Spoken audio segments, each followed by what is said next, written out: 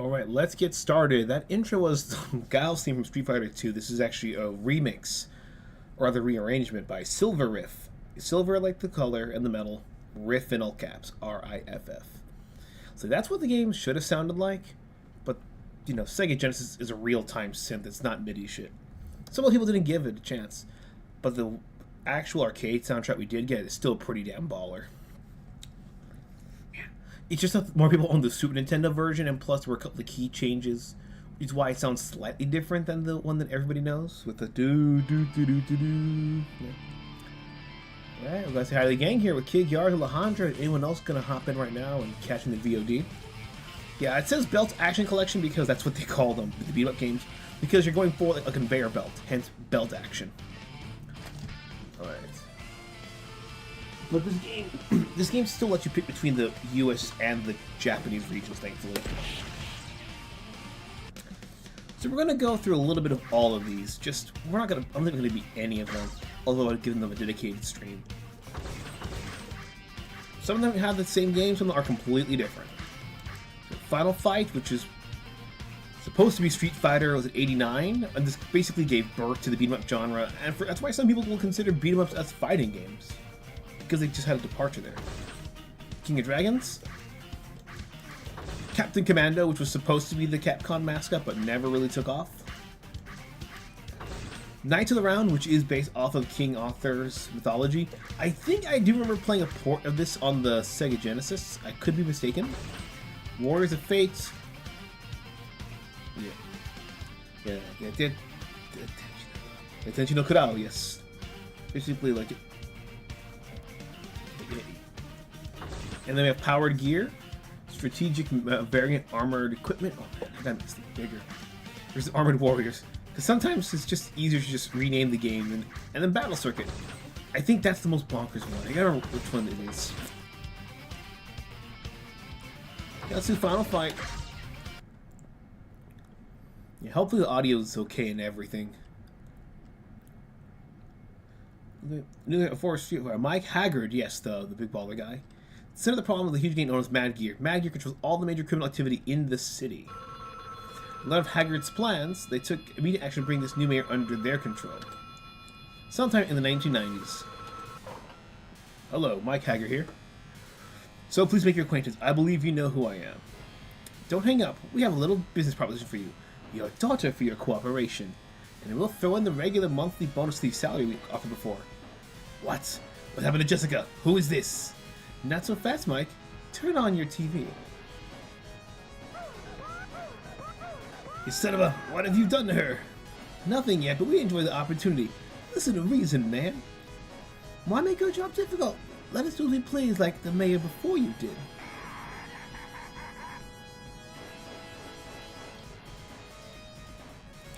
Guys, Jessica was kidnapped. Jessica? My sweetheart since childhood. The Mad Gears must pay. She's my friend too. Count me in. Good evil is evil because it's evil, and good is good because it's good. Okay, this demo mode. Let me put the start button. Guy, Cody, and Hagar. Hagar you probably have seen before a million times in Marvel vs. Capcom. Cody is the same Cody that would he would become mayor at the end of Street Fighter 5. And I forget about Guy. But when I've played as Guy before, you know, the not Bruce Lee guy. Okay, that first animation was automatic. You know, the only annoying thing about beat 'em ups is that they can get draining very quickly. Not that they're not fun, but it's just when you have beat 'em ups, they're typically made to have, you know, 2 or 3 buttons. So you just kind of mash the same 2 keys over and over. Sometimes you get cool moves like that, which is what makes them kind of like fighting games. But sometimes I'm like, can you add a 3rd button or even a 4th one? This is why I kind of preferred the Streets of Rage. Because those 3 buttons, you can do a lot with those 3 buttons. Sometimes the game will tell you, just keep going, and then they don't. I forgot to have the TMNT collection, right. The annoying thing when the game tells you go, but then it throws like a bajillion enemies for you to clear up. Plus a timer. Let me pause the game quickly here. Okay. My dad watched Prince of Persia on the DVD for the first time. I described it as John Carter's sword and Samuel cousin. That is very true, actually. It's kind of funny to think that that's a video game-based movie. In fact, people were surprised that when they were going to make John Carter, they were like, "Why didn't you just bring back Gyllenhaal?" You know, because you could have just literally brought the team back and just changed the set to sci-fi. However, you could have, and it would have been a lot cheaper to do, and people would have bought it up. Hello. Oh, so howdy, honey. Sometime in the 90s, all three of us were born. Had a busy Friday. Went to a funeral. Got a sub afterwards. And went to a Wolf after he got outside. Did he go outside and get the sub from your car? I'm sorry to hear about the funeral. My condolences. Look at playing it with the 80s mullet. Oh God, no! Oh God, no! Crying out the door. Go on, grab pipe. Which button is it? A certain button I gotta press to grab them. Which one? I have not checked my button mappings for this game. It's been ages. I last played like in 2020. In all honesty. Hold on. What's my controls at? Controller settings. Oh jeez. X is attack. Okay. Does nothing. Y is jump. Okay, that explains why I'm getting nothing done. My X and Y are above each other. That makes a lot of sense. Let me remap this quickly. Okay. Wait. Let me. Okay. Need my A button here to jump. To jump. Wait. Hold on. Wait. X, Y. Oh, sorry. Wait. Top row. Sorry. Y is. Y was it? Y is. It's gonna take me a bit of time to get this just right because my mapping looks a little weird. Okay, so A is attack and jump, and then what does it want B to do? B. Turbo. Okay. And we should be okay. Yeah, I think Prince of Persia. That's probably why I didn't realize at the time what sold me onto the how to on the pulp atmosphere and everything. Because it actually got me into the games, because... Oh, the knife? Fuck, I should have just grabbed the pipe. Grab the pipe, yeah, some games, pipe, weapon is a separate button. So if you get hit, it knocks off, but then you have another character and just goes away. I mean, another item. Grab that instead. Like, it press the same attack button, I don't even have to crouch down, which is good and bad. Because it's good because you don't have to worry if you're in the middle of panicking, but it's bad because if you're trying to, not get the item, that's like the worst thing. Yeah, and these ones you couldn't take weapons with. This is the next section. A lot of beat 'em ups you couldn't. Well, Aladdin, D-Mate, like Prince of Persia. I did the balls to do a hybrid original film with 1001 Nights. You were never gonna get a hybrid film with 1001 Nights. There wasn't. The closest you have, there was actually an ABC miniseries back in 2004. I want to say that actually did attempt to do a more accurate and 1001 Nights, and they actually did adapt the Aladdin segment with the mention of him being half Chinese. That was actually in the story. He was actually half Chinese because, you know, if you want a faraway and distant land, even in the Middle East, you still got to go to China. They had the Tale of the Two Genies, where the first genie was very, like, kind. The second was more that malevolent, like, you can do what you want if you can word it correctly. But, it took a while. But the other thing that they did that show that made it kind of like a very tricky kind of miniseries was, that they also bothered to do the framing device of, you know, the sister, like one of the a lot of the women being killed off, and then Scheherazade was chosen to be the next woman to be killed, and she thinks of the 1001 Nights setup in order to save her life. And because it was rated PG-13, oh, there's Roxy. Sorry, I gotta punch her. There's the only way to get through, Roxy. I'll make it up for you with dinner and a steak later.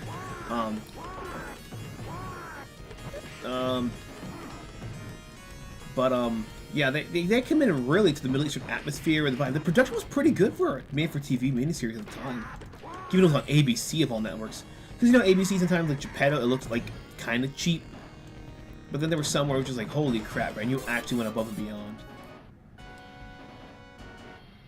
They have Chinese get almost a million point in the PRC. I'm not sure that would work. Because, not too political, but you know, the Uyghurs are part Chinese, part Arab, ethnically speaking, part Middle Eastern, whatever you want to call the term. Because it always seems to change depending on whoever the hell I'm talking to. Hello, Mr. Animate. Welcome. Oh, shit. Damn it, Sinistar, I'm adopting your hello. We have Kenshiro at home. I know that's Hugo, but still. And Hugo's get ugly with every fucking game, I swear. Yeah, so yeah. they may not be that way. But you know, but China's weird. China's really weird when it comes to that. Because they'll have people who are like, they'll have like hyphenated Chinese, like, you know, like Chinese Americans, they'll move elsewhere, who are not pro CCP, and they'll still take them as their own, like when they do like these whole national pride speeches. It's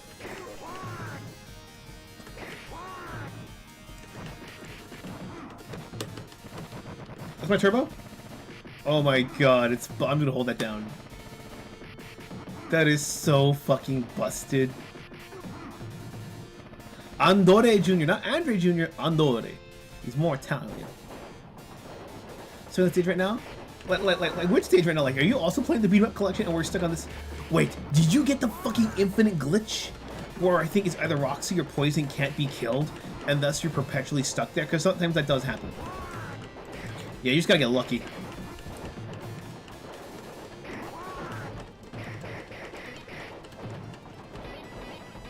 Yeah, fuck it. We're gonna try mode. Fuck it. Don't kill me, Simmons. Hollywood! For the black guy, that's usually the porn star name. Not saying that a black guy can't be named Wood, but Holly, I'm gonna press to doubt. Unless there's like, I don't care if it's a boy or a girl, we're gonna keep the name Holly. Cause Buddy Holly. Oh shit. Stop. Come on. Yeah, the jump and the kick at the same time is really what we gotta press to clear these things out. Unkill Poison, yeah, I saw the glitch and I'm like, yeah, I'm praying to God it doesn't work. I mean, it's not a bad thing if you like her that much, but when it means that you cannot progress... Oh, this is the part right here, I believe. That just looks all the fucking sick. Get over there.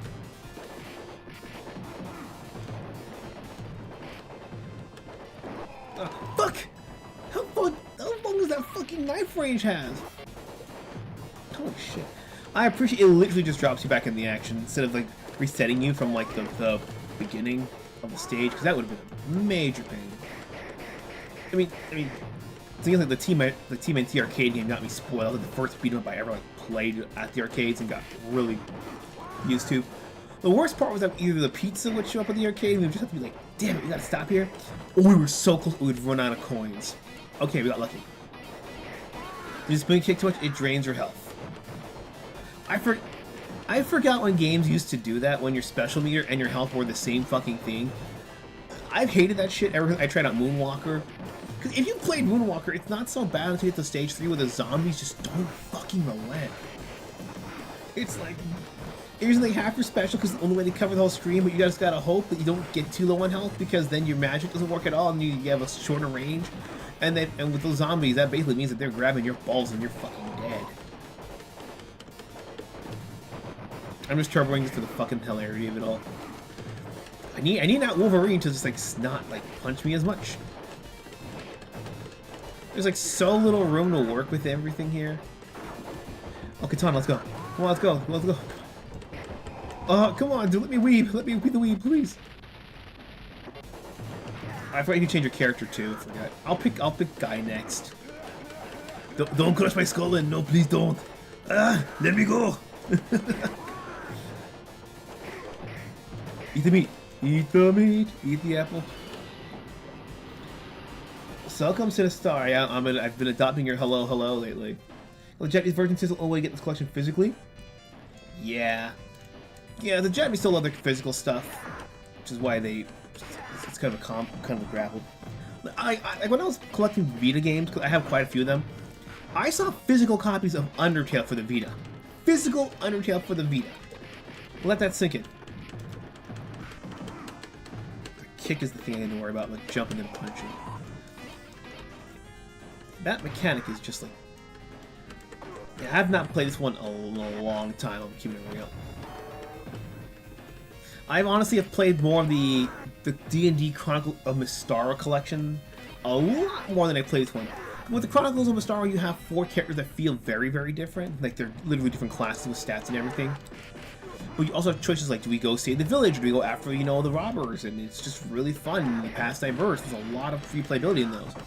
And those, as far as beat-up goes, because they came later in the mid-90s, those actually feel a lot more fluid than Street Fighter 89. Well, you know, Final Fight. So as a result, I just kind of go back to those more. Like, this game isn't bad to play, but Haggard. Yeah, we got Freddie Mercury, straight Freddie Mercury on roids. The Rock wishes he was Haggard. And I will always say the D because Haggard is just the right. It's just a word.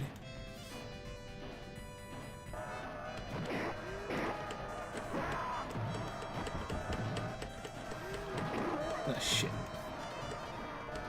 Sodom? Oh my god, like the band? Oh my god. Oh fucking hell. I don't think I can use it. I think he just hits you so much that you can't use it. Like it's just like a little fun thing for realism. The game. The purpose of the beat game to research because it creates credit feeding, which I don't like. Yeah, that's the hard part. The hard thing about beat 'em ups that because unlike fighting games where you can charge per the tower, per the round, and you have a lot of people who are willing to play because the mechanics are good, a lot of people just kind of go for like a progression thing to see how far they can get, as well as, you know, the soft story. Like there's no like real story lore, but you know, you want to save Jessica, or at least see the ending once for bragging rights. But it's always bosses like this that encourage credit feeding. To be fair, I'm not giving it my A game to be completely fucking fair.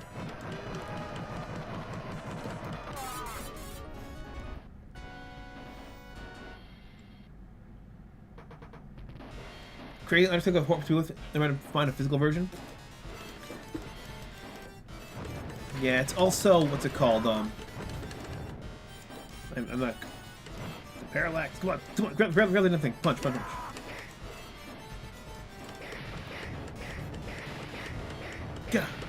Go. If you want to, we gotta really know the enemies want to continue. Yeah, it's not like TMNT where you can just kind of like get away with it and you just gotta worry about the bosses. The worst one, though, of course, if you ever played the TMNT collection or in person, is fucking Shredder. Because that motherfucker splits into 3 of you. And it's a one-hit kill.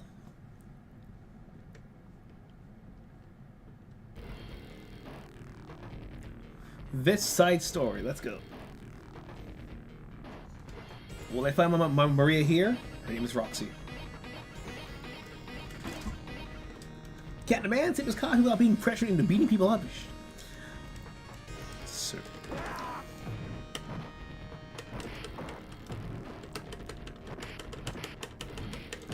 Ah, damn it. Yeah, the spacing here's the other big thing that you gotta really worry about. Because sometimes you can do hits, but then you get sandwiched like this. Because I know it was an older kind of time, but I'm just so used to having like a smaller, like, everything, so you can see more of the screen.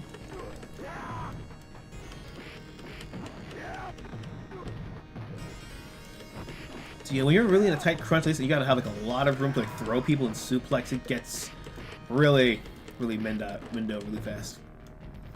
See what's happening, Larry? You're killing me, Larry! Oh my god. Get out here. God damn it. Oh no, they killed me. 2P.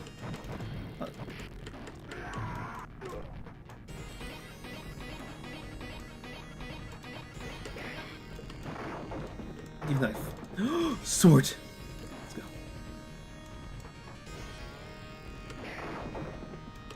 Chicken.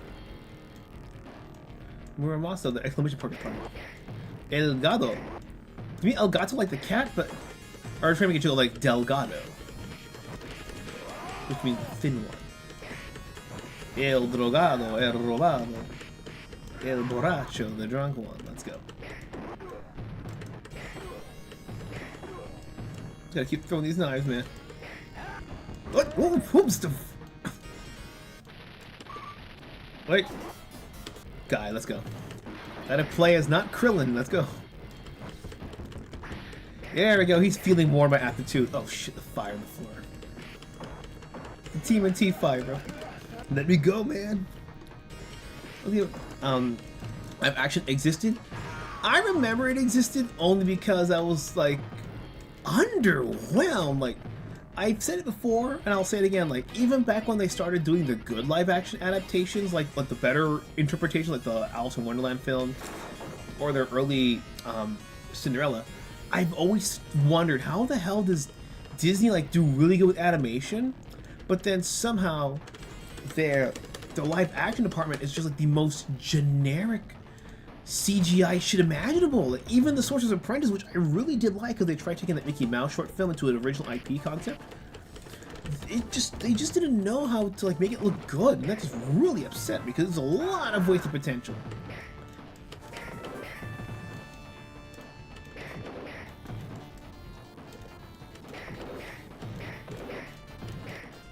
Like the Narnia wasn't too terrible,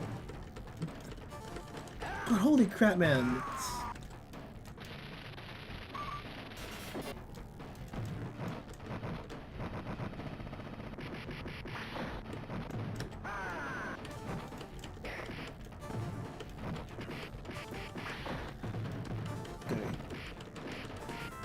I have to. Oh no! There we go. No. I don't know if it's just a match, but I gotta wiggle the stick too. That's the thing I've never understood. Like certain beat-em-ups will just tell you, like wiggle the stick, and other ones it's just like you gotta hit everything. You gotta break the fucking goddamn cabinet to break free. Final Fight would make a great straightforward movie. Yeah, if you're just gonna do like, yeah, it's essentially an '80s, early '90s action film. Just they kidnapped my daughter. We're beating everyone in Chinatown, and you just need to carry the one-liners. I mean, Double Dragon, the movie, understood that shit. You say whatever you want about the quality, but it understood the assignment. Whether you think it got past a C or is it a different thing.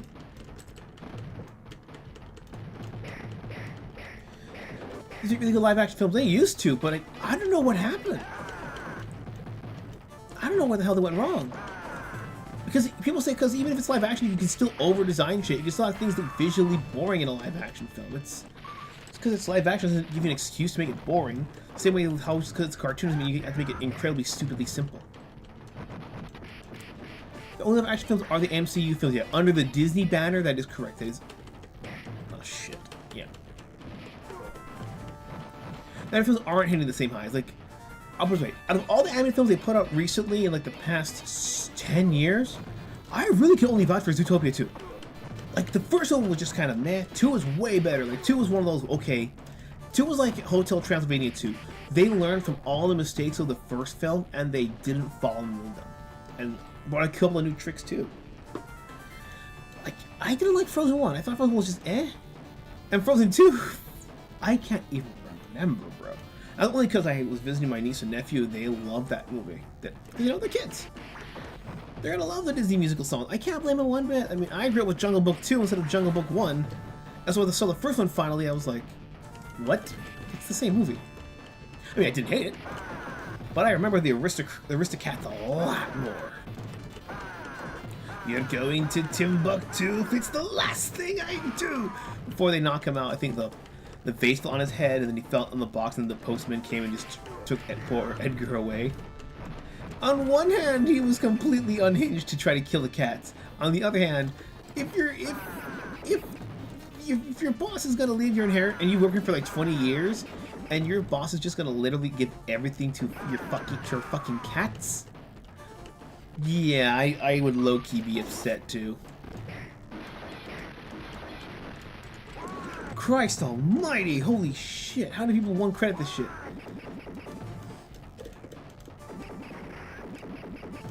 Why give me a fucking pistol to make this shit easier?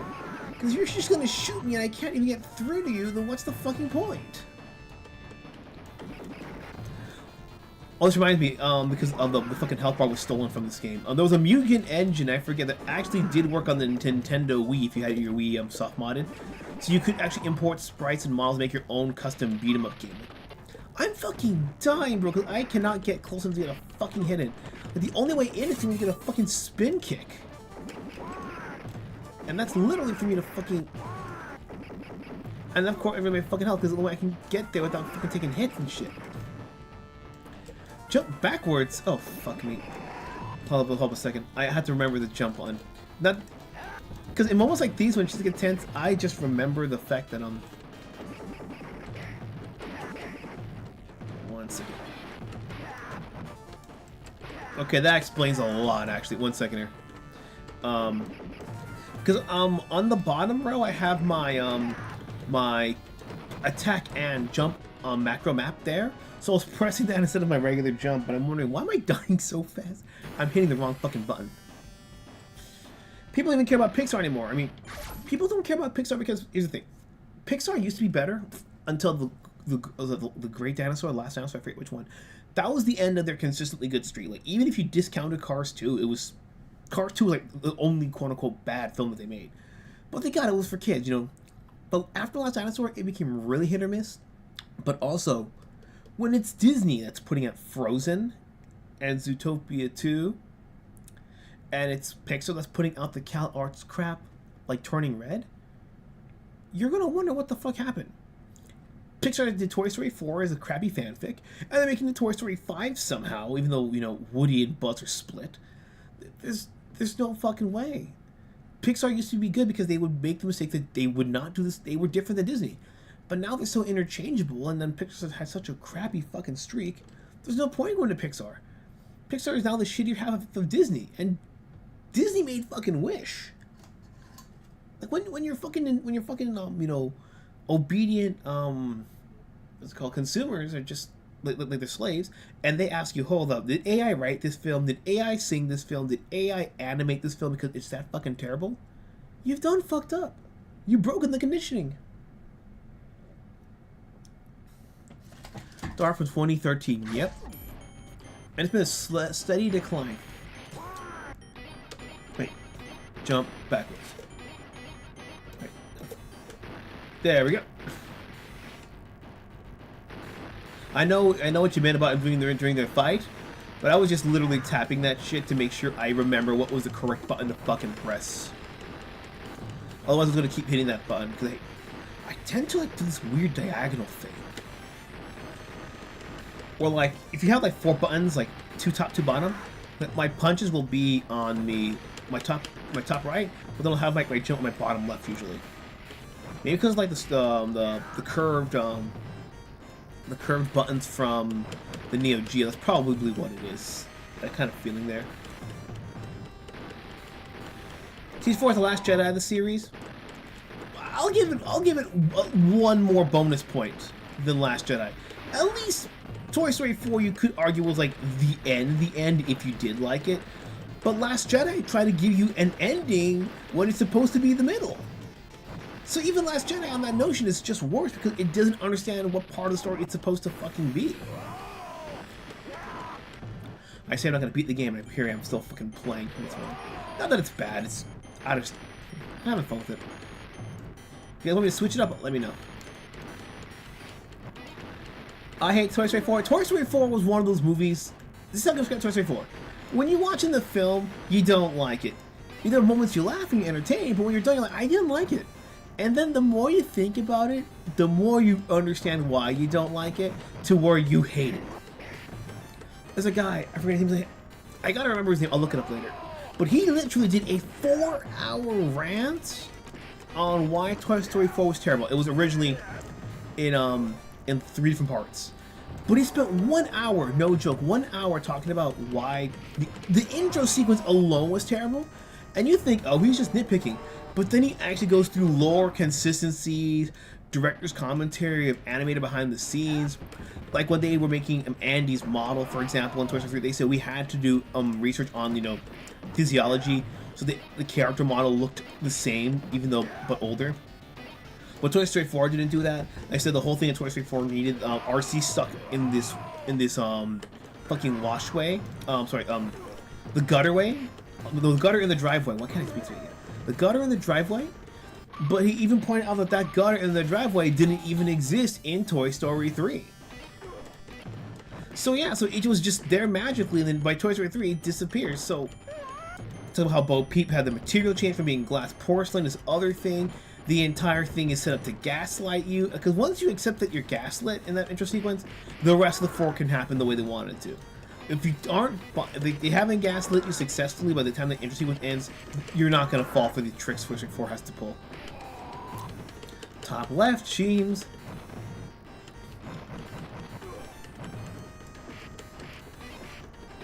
Let me jump.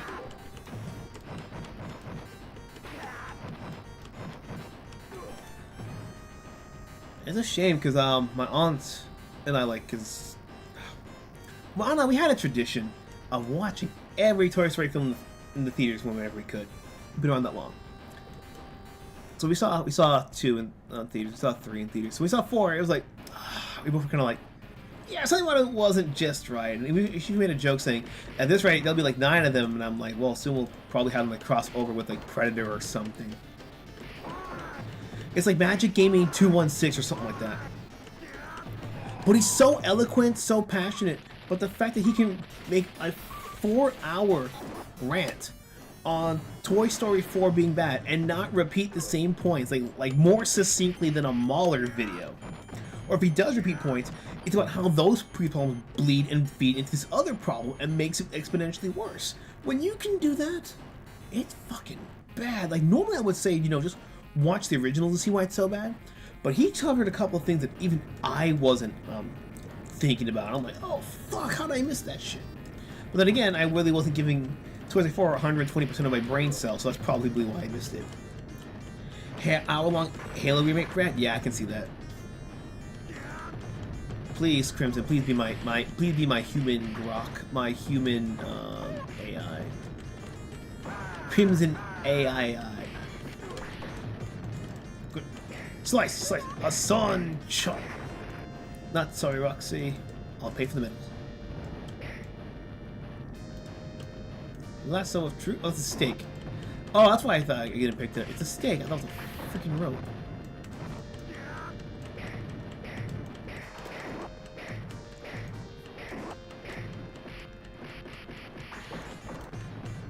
Stop it, Molendio. No, stop.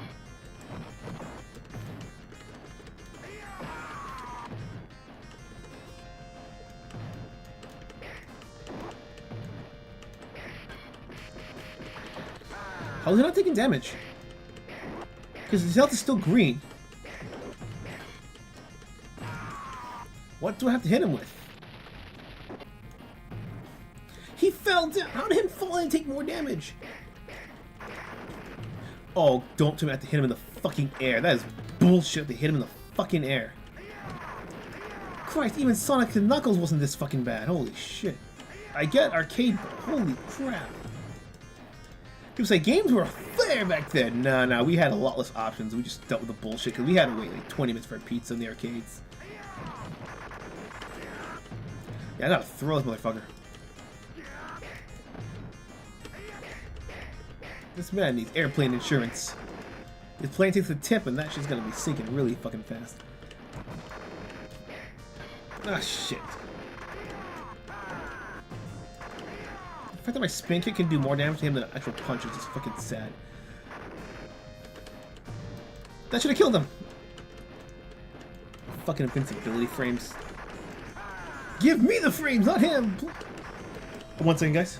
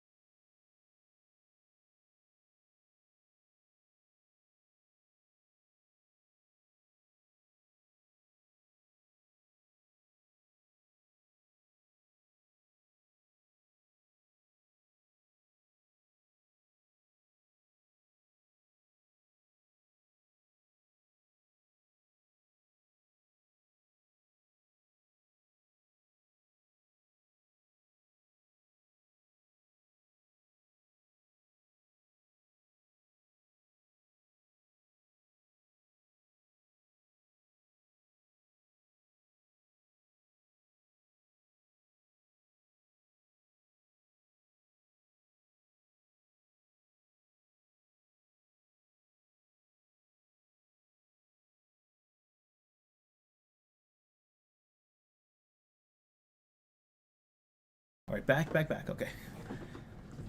Guy had the wrong apartment. Shit. Come on, I didn't invite anyone over today. I never invite anyone over. Hassan Shop. Alpha 2 boy. Damaging him. Has to be lowered from green to yellow? Okay, I wasn't reading that. I just see full bar green. It's called shifting. Yeah, it tells you how much I know about this fucking game.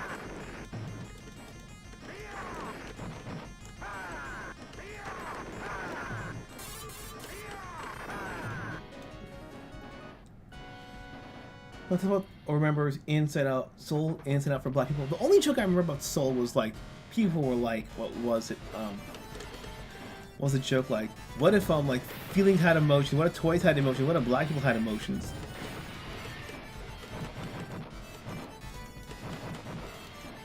I'm not hitting this thing right. Oh my god. I'm not responding. Oh, I'm just not reading the fucking. Get up, get up. Yeah, I couldn't read that right. Punch, turn, punch, Rebecca P. Very quickly. Punch.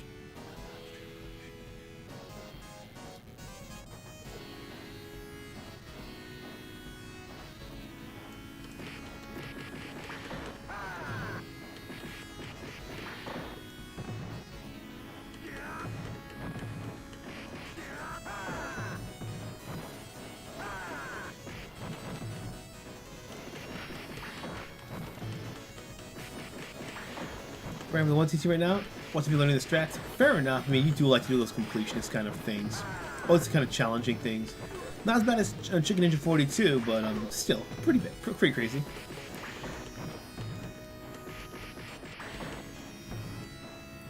Like, sometimes to get the best ending, it's not worth it. Like for example, I was gonna actually ask. I was gonna try to get Duck Station to run so I could play the Clock Tower here on stream for you guys because there's different endings and all that stuff. Because if you play the game fast enough, you can beat the game in about an hour for best ending.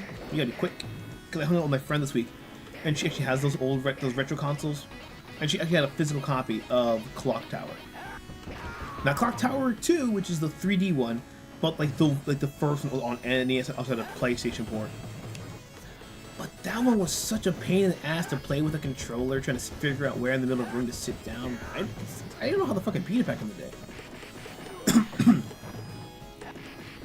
But she actually showed me that I didn't know about the car garage ending, because as a kid I'm like, oh, we found the car, found the key, put it in there, and I'm like, oh, we can't escape even though we have this, we have to get somebody else with us.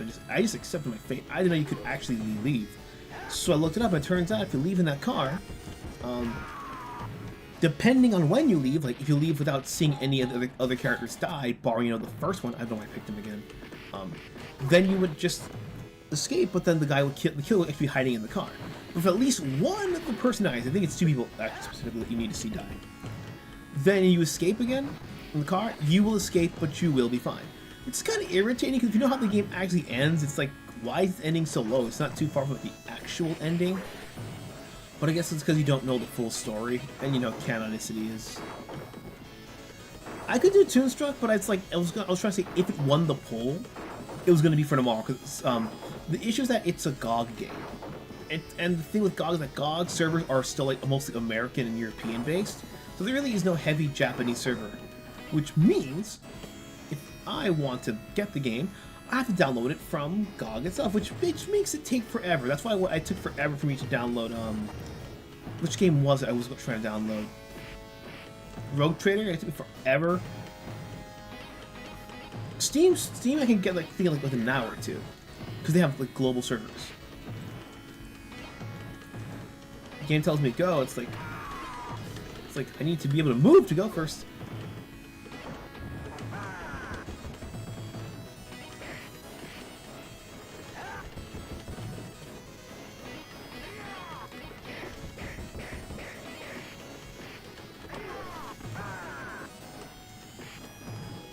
Tandoori chicken. Oh, tandoori chicken always hits.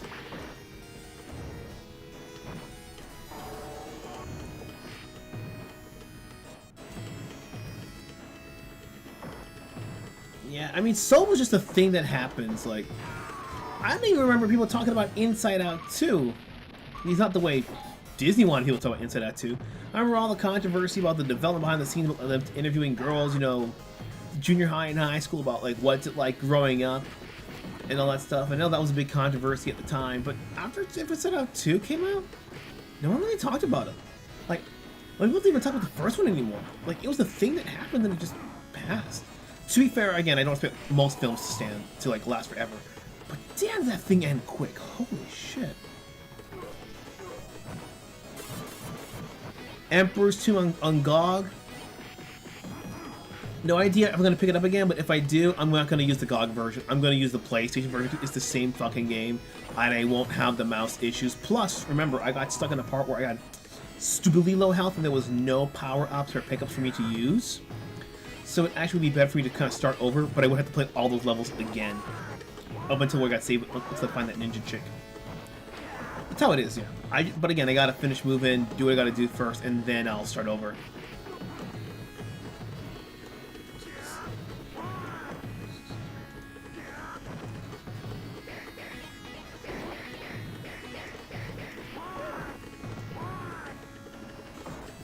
I'm trying to hit punch, then kick.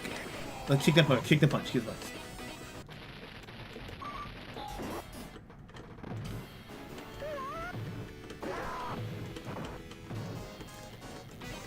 Yeah, because the thing with GOG is that, well, to be fair, like one of the owners of GOG actually bought the rights back from Project Red, so I believe it's independent now.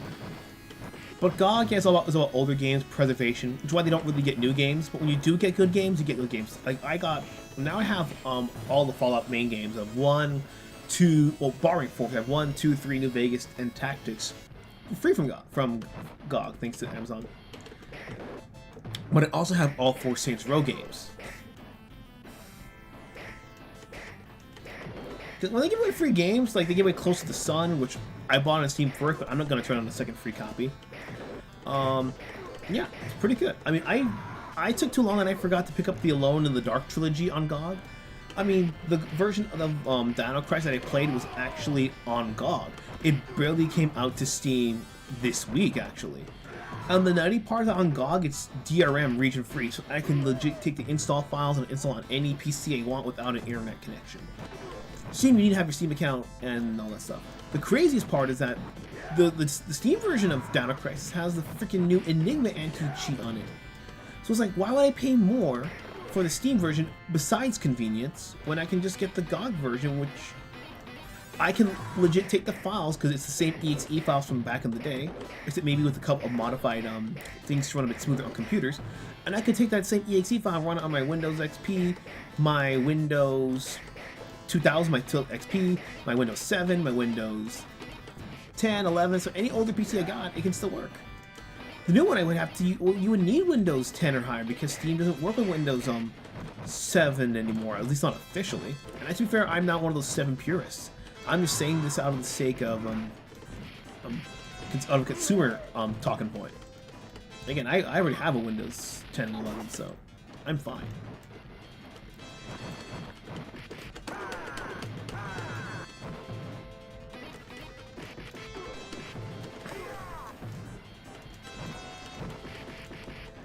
Hacker guy at Capcom is Namco with Abigail's from. I'm speaking English about level 5 with bigger than JP. Possibly. I believe I'm playing the US version right now.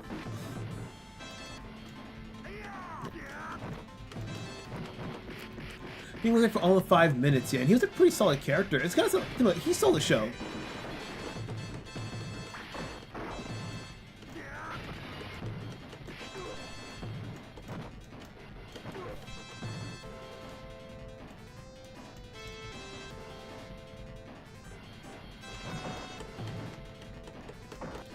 Oh, of course, the fucking Brazilian guy. Like when mom was having the Spanish guy, when the mom was having like, find happy place, find happy place, fly with me, cariño. And every mom was just thinking that was hilarious. You can actually hear the mom in the audience cracking up when they made that fucking joke. Oh my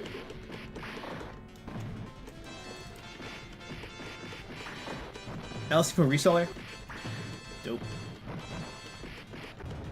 Dope. I started off with the Rufus install, that way I could override the internet requirement. Jesus! Let me go! This jumping. I keep forgetting jumping.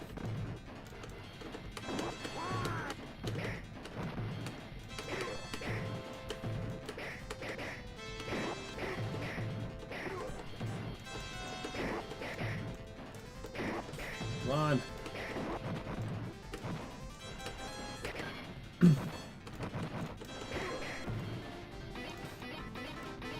What, Richard Kine? Picture the last one was Hobbit's idiot brother and Bug's Life. I can hear it now. I can hear it now. Ah! Oh, when he just molts, he's so scared he molts every time on the battlefield. The Pokemon was good. The Ants was the one that was like, oh shit, that was that. At some point, I liked as a kid, the part I didn't like as a kid, but I just felt very different about both films, which I think is a good thing. Because I feel differently about both films just means that, you know, they're two very different films. They're not the same thing, you know. And we'll take the advantage of I can freaking tell.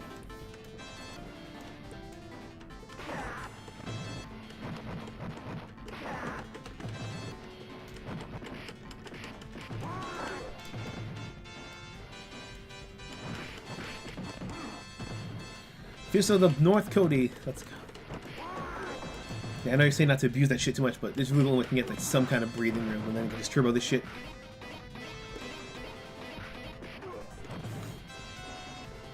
Statue of Liberty. Piston. Or breast milk, I don't know. Abigail! What kind of name is these? This has to have been a joke name. Also like a drag queen kind of thing. I don't know.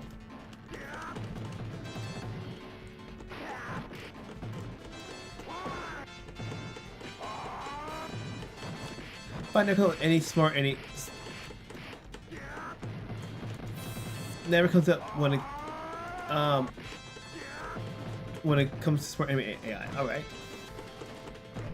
just threw me up like a goddamn pizza dough. Holy shit! A boy named Abby Normal. Like I have to give. Okay, his health was blue, so he has to hit. So essentially, my guess I just gotta keep getting health. And I won't see it till the bar turns. Yeah, fuck off. Not you guys. Jesus.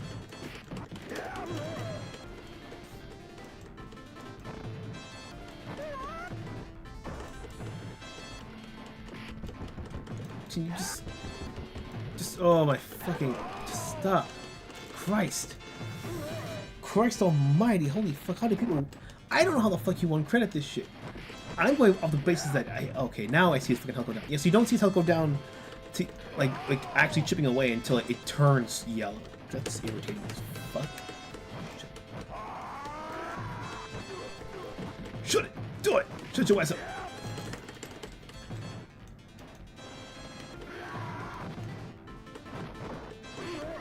No, I didn't get the reference. The point of Abigail's reference, I didn't. I thought of Abby Normal from freaking Young Frankenstein. Uptown, Uptown, Uptown, where's the Bruno Mars cameo?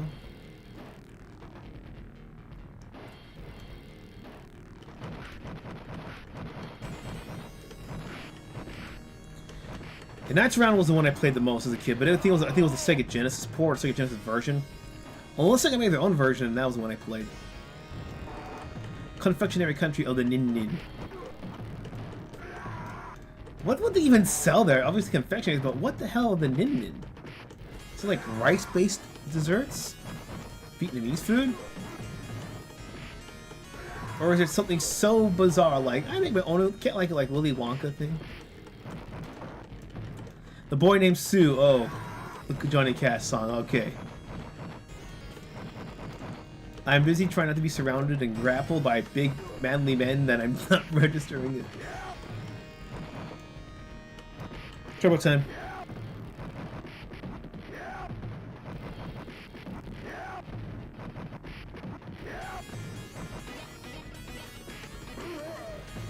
Yep. You got him for 2 fucking seconds. That's run for a bit. Yeah, that run was actually pretty cool. I mean, when I was a kid, I played as Lancelot. I'll play that one next. Lancelot was really fun to just use, just like his, like, you know in Kirby how you have the sword when you have full health. Might like like a sword whip kind of thing, just the way the laser blast, the energy blast goes. Like that's the one that actually got me into King Arthur. And then I read the book and I'm like, this isn't as epic as the fucking game. The game did it better. But then I also wasn't aware about the whole historical thing with Lancelot. I'll probably say I'll say that talk for the night of the round. So I'm talking everything right now. But yeah, I was not aware about the whole writing history of Lancelot. There we go. Grabbing in this game is one thing I've never can get my hands on.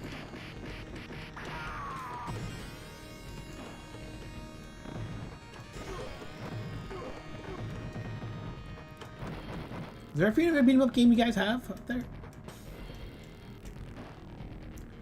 Locally based clean up the streets of other areas that.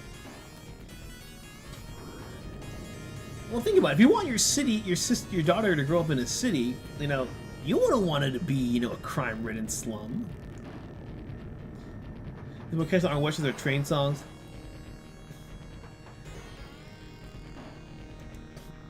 Mirror Universe Zoran. Oh my god. Don't mess with the Zohan, yes. I know you said Zoran, but still.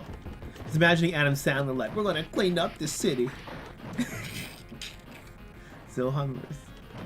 I want to see that happen now, like an action comedy, Zoran versus Zohan, just to make things as terrible as possible.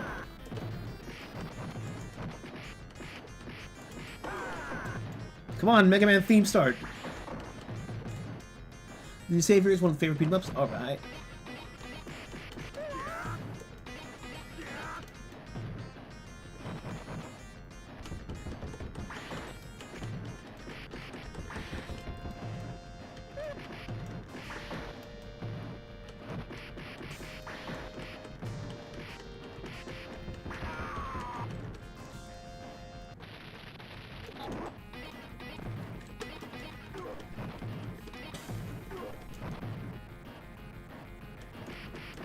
I mean, I wanted to get the Scott Pilgrim beat 'em up. Part of me is like, do I really want to get Scott Pilgrim? Like, it's not that it's a bad game, but I'm just like, am I in a rush to get this thing?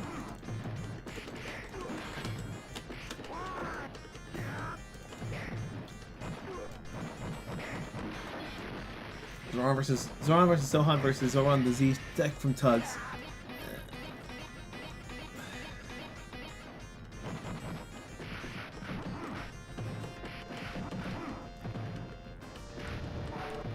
Attack Force Z. Right.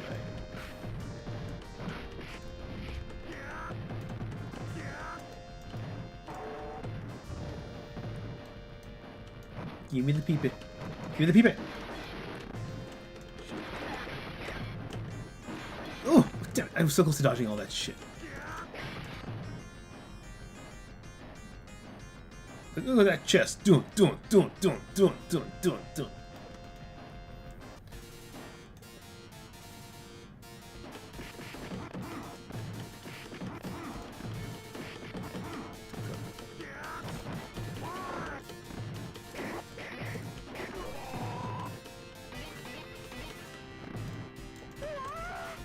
I wonder if Capcom will ever do anything with Roxy in the future besides just being her copy.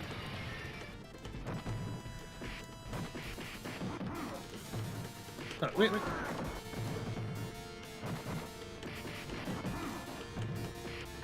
Wait, down here. Punch. There we go.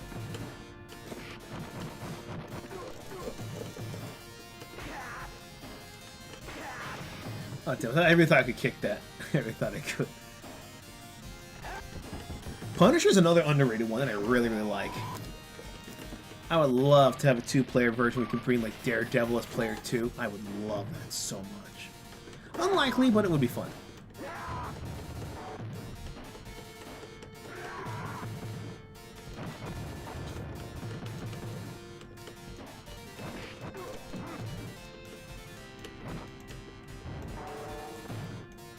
I also did want to talk about Dead or Alive 6. Actually, I wanted to do Street Fighter 5 this weekend, but then the DOA 6 last round announcement came out, and I was like so hyped for that. It's like, oh shit, they announced that and a DOA 7, so we're gonna be eating good tonight. Was it 2-player mode? Yeah, but I said with Daredevil. Oh yeah, back when Nick Fury used to actually be, was it orange hair with... Yeah, before Samuel L. Jackson became synonymous with Nick Fury, the same way people made, what's his name? Hugh Jackman synonymous with, Wolverine. Can you forget that Wolverine's supposed to be a 5'2" Canadian dude, not this 6-foot tall Aussie? But when you do a performance that good for that long, you know...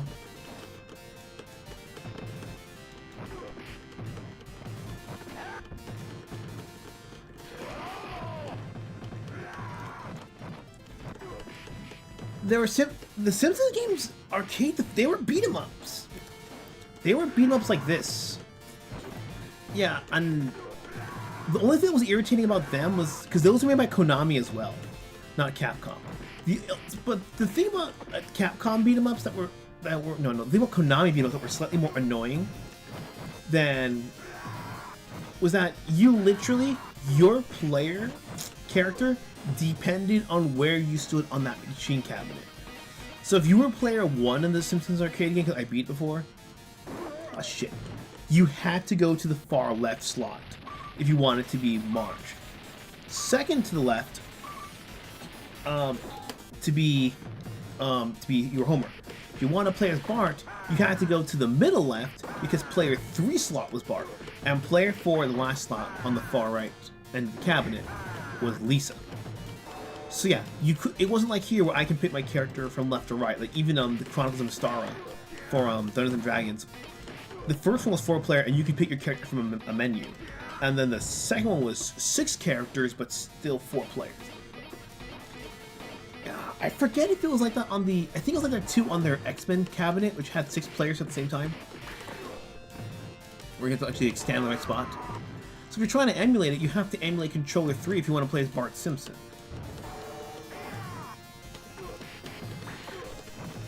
The pre-MC Fury stuff with Hoff? Yeah. Because you know, the most iconic of this game was on it because it embraced the goofiness nature of it. Like it was like, okay, you got thugs, you got fights in most place, but also remember that Mr. Burns is the kind of guy who would try to steal the sun if he could. So it's like, well, why wouldn't Mr. Burns have a doomsday robot fighting mech as a boss?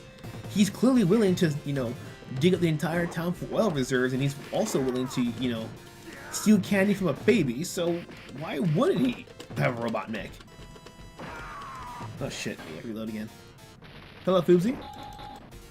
I don't know why I picked him again. Fuck. I'm just at 4 characters, not 3. Yeah, like that game is so iconic that it's still considered like the quintessential Simpsons game, even though you had a Simpsons the game come out in the mid-2000s. That was on everything. The DS, the Wii, and the PS2 had the same game. The PS3 360 were a little bit different. And those games weren't bad, but those games were more like the Simpsons being openly aware, parodying popular games at the time. So it wasn't the worst thing in the world, but the Simpsons arcade game felt like it could have been a Simpsons adventure. That's what I think what makes it work. And to be fair, honestly, it's on a similar scale of epicness to the Simpsons movie. And I wonder how that second Simpsons movie is gonna work out now. Because they're planning one, I think, for next year to match the show's 40th anniversary. I don't know how that's gonna go though. So same in the future, I would not be opposed to it. I probably won't finish them. Because I know there's a guy right now who's working on a Simpsons mod to make all of Simpsons Hit and Run into one long open world game like Grand Theft Auto, so that we don't even have to wait for mission loading zones. Is Foobsy and the Rats and Nim? Oh my god, bro.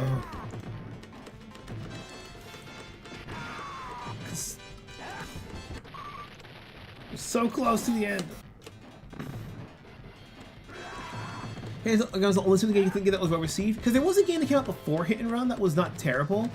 But Hit and Run was just enough challenge with the racing sections, and everything felt unique enough and alive enough in the Simpsons world that it was the best one. You can think of it like Streets of Rage 3 to Streets of Rage 2, but in reverse. Where Streets of Rage 3 is technically better than 2, but there wasn't enough stuff changed to get warranted as the superior game.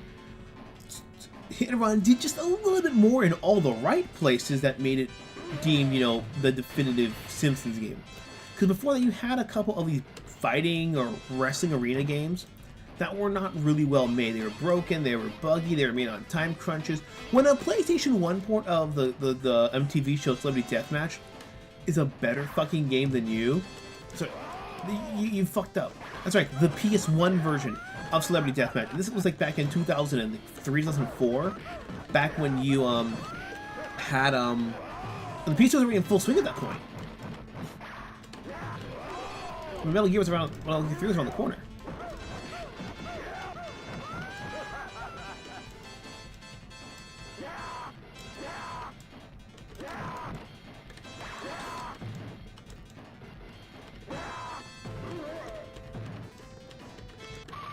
Oh shit.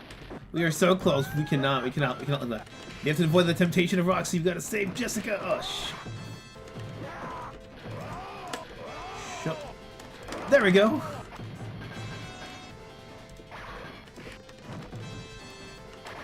Yeah, I just don't like when you have health bars that you can't see go down.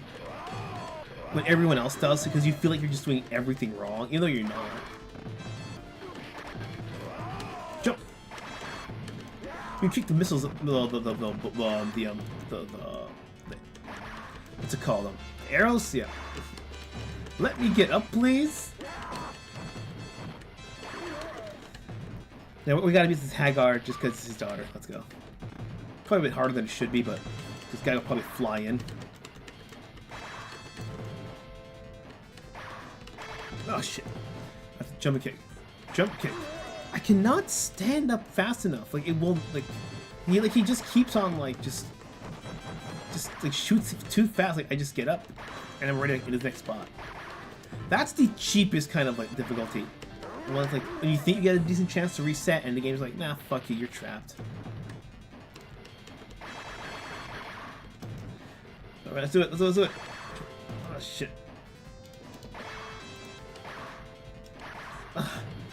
Down and up. Oh shit. There we go. The window.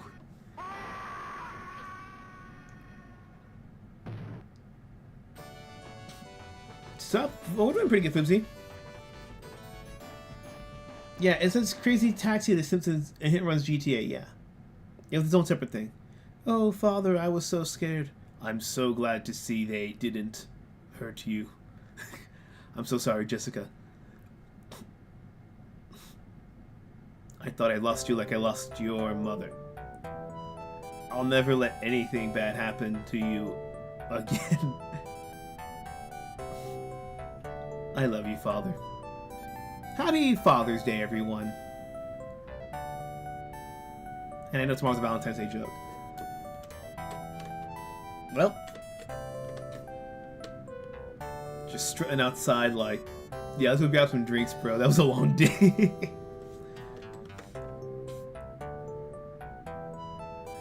Character design object by Prince. Ooh. Chance Papa. This feels like it's bugged out.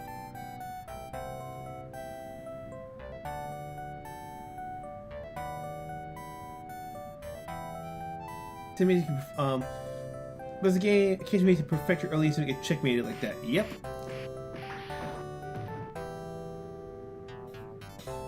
Guess we gotta set them up together.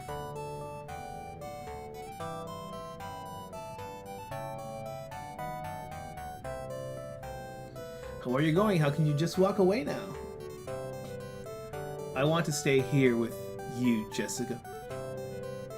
But I can't. Now, while evil still stalks the streets. Oh, Cody. Considering that he has the heavy implication of an on and off thing with poison as well.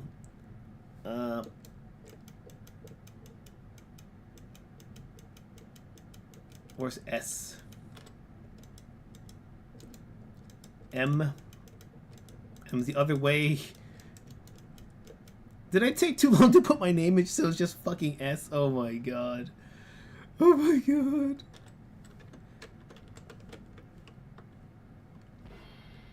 Alright. Let's Alright.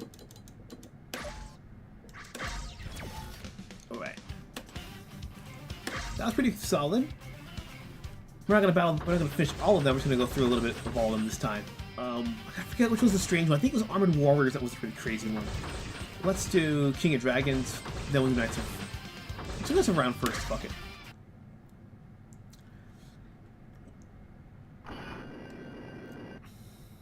Excalibur!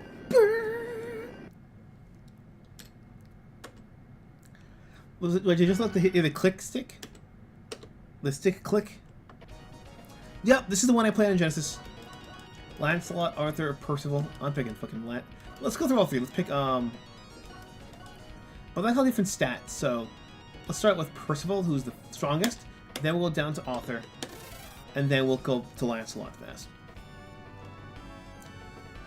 This is what made me want to read the books, and I'm like, God damn it, this isn't as cool. Maybe because you know, when you're doing this, but you're also binging Redwall on weekends, you're like, yeah. Personally, what really made me respect the axe a lot. That and the axemen in the Fire Emblem games. On second thought, let's not go to Camelot. This is a terrible place.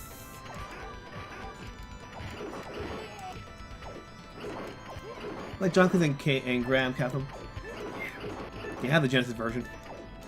I'm trying to remember like what the third button is. Okay, can we quickly remap this shit? Same shit. Okay, X, attack, jump. So it's the same thing. Okay. I'm so used to using 3 buttons in my beat 'em ups then. It's just like only 2 buttons. That's it, really.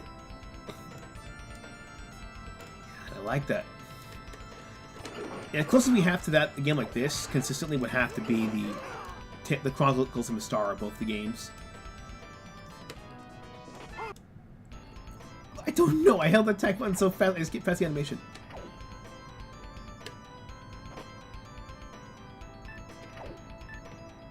I think they both bug up for a little bit of time.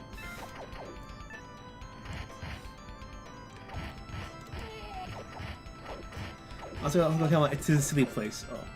Aww. I'm surprised it's not a national pizza chain called Camelot's anywhere, you know? But that would imply that the root beer actually on fucking point. Come on, off the screen. Keep this rated PG-13, let it have you die off the screen. If I die next, you're picking Arthur.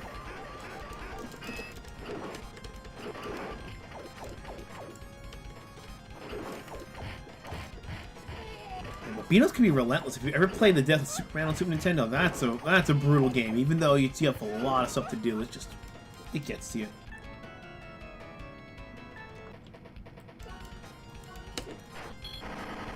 There we go. Yeah, that's the animation I love. We just come out the ground like whoosh. The sword, it's like the sword in the stone, more like the knight in the sword. Check the manual. I know about round tables, yeah, but you know, the name Camelot. I remember all the adverts and advertisements, the commercials of the round table pizza with an actual knight in the armor. Like, I like that they commit to that bit, but I can never say I've been there because it was a much smaller chain.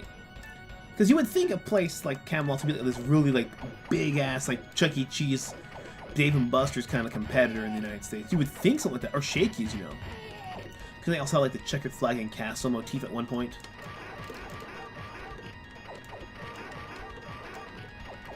We don't have Sir Ramen because his penis was split before he got interrupted.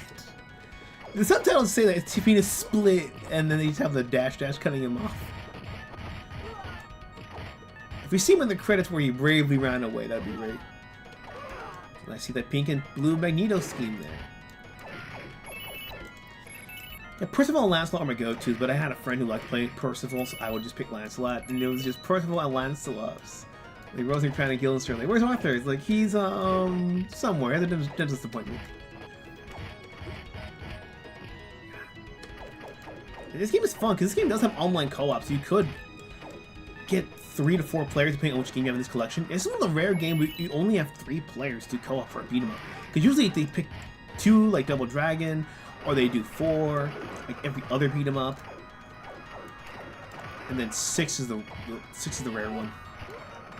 I'm trying to think what the most players in a beat 'em up is. I think there's been no more than 6. Maybe there's an 8-player one, but I'm not quite sure. Wait, maybe Castle Crashers had 4 for sure. I don't think Castle Crashers had 8 though.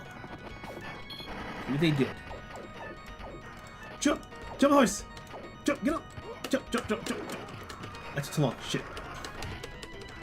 Oh my god, my jump's inverted. Little fun things like this just keep the game fresh. Having a backdashing horse. Oh, jumping off the horse gets me off. Shit. That'd be kind of slick. I jump with the horse. Damn, Castle Crashers, that also has spoiled me. Play next round on a round table pizza? Oh yeah, that'd be great.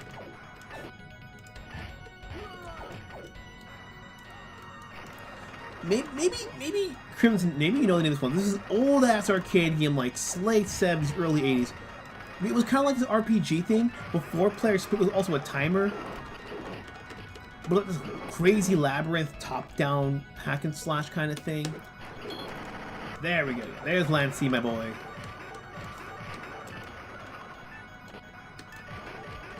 You found my note. What? Yes, I sent the message.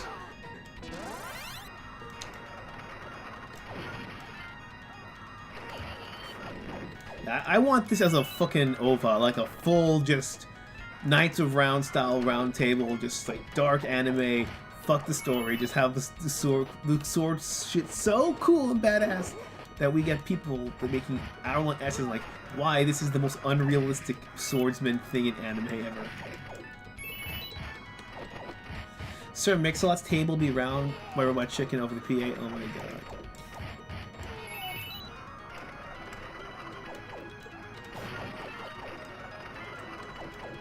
Probably be like the second and third boss, then I'll pick the next collection. Even though this is probably my favorite ones in the bunch. It's weird, yeah. I find it's like I don't like the fantasy stuff, but I will just give King that big ass fun pass. Yeah, well, the controversy is that like Lancelot is arguably the first recorded instance of an original character being added to fiction because apparently it's probably denoted from the French translation of King Arthur, which did not have him in the original Old English. Now that's a pretty big difference considering what happened with Lancelot and all that stuff. Because Lancelot, you know, with the whole him being overly violent, overly romantic, you know, typical French traits. But then the other part was, you know, him, the seduction of King Arthur's wife, and it's like, oh god, it gets kind of messy to keep it as is.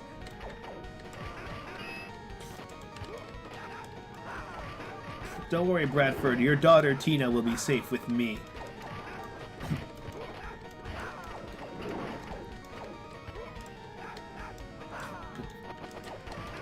Yeah, but Lancelot's funny enough to become, like, probably, like, the second most famous character besides King Arthur himself. I mean, Gawain is probably third most popular. Damn, I'm dead. I'll go back to the X next. Gauntlet Legends? Oh. I wish I remembered taking the... No, I had the pictures on my old fucking phone that's dead. Shit. It's a novelty game. It's one of the games where if you memorize the game, it gets a lot easier to fucking beat. Because it really doesn't rely on the map layouts.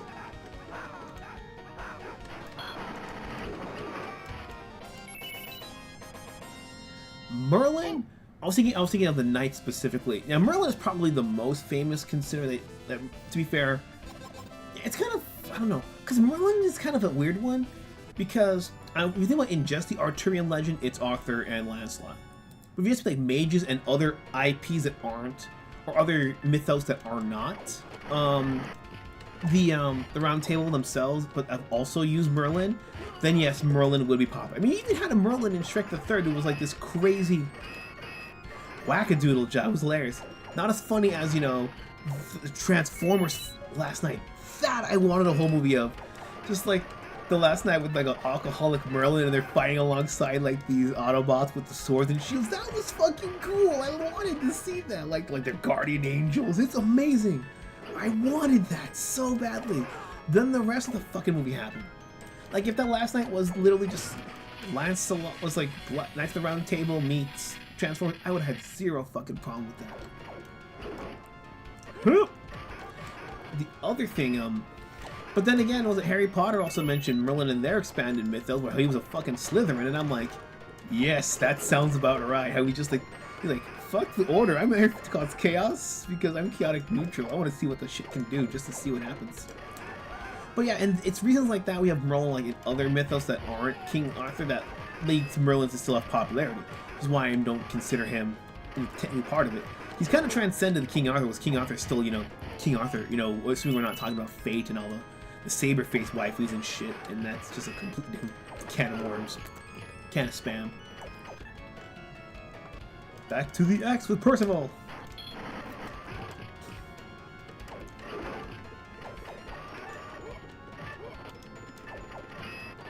Night at the Museum 2, to technically King Arthur and a production of Camelot. Oof. I think it's maybe Museum 2. Because that does not sound like, Enchanted. It does not. I could be wrong. Spitfire was named Royce Roland's Merlin. Oh, yeah. Let's see.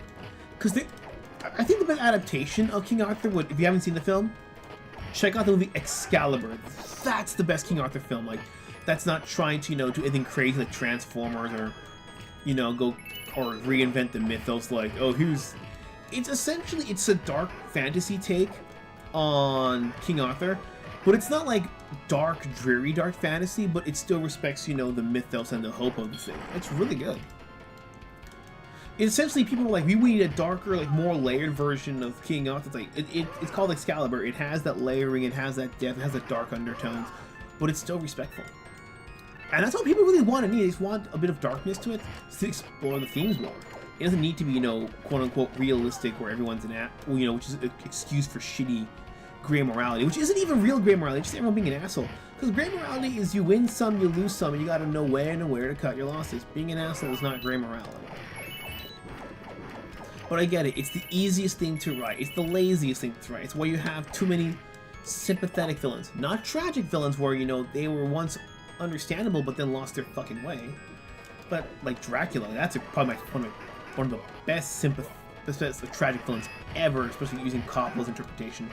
Fighting for the Crusades and then just giving up and surrendering and damning your own existence against God just to prove a fucking point. And then you lose a point so much you become undead fucking behemoth. Fate, mention quick, summon Hector. Oh no. He can't draw another saber face. There's too many of them. On the horse. My jump button's backwards, that's why I'm not getting in the horse. Just enough leverage. There we go. More damage being done. Get.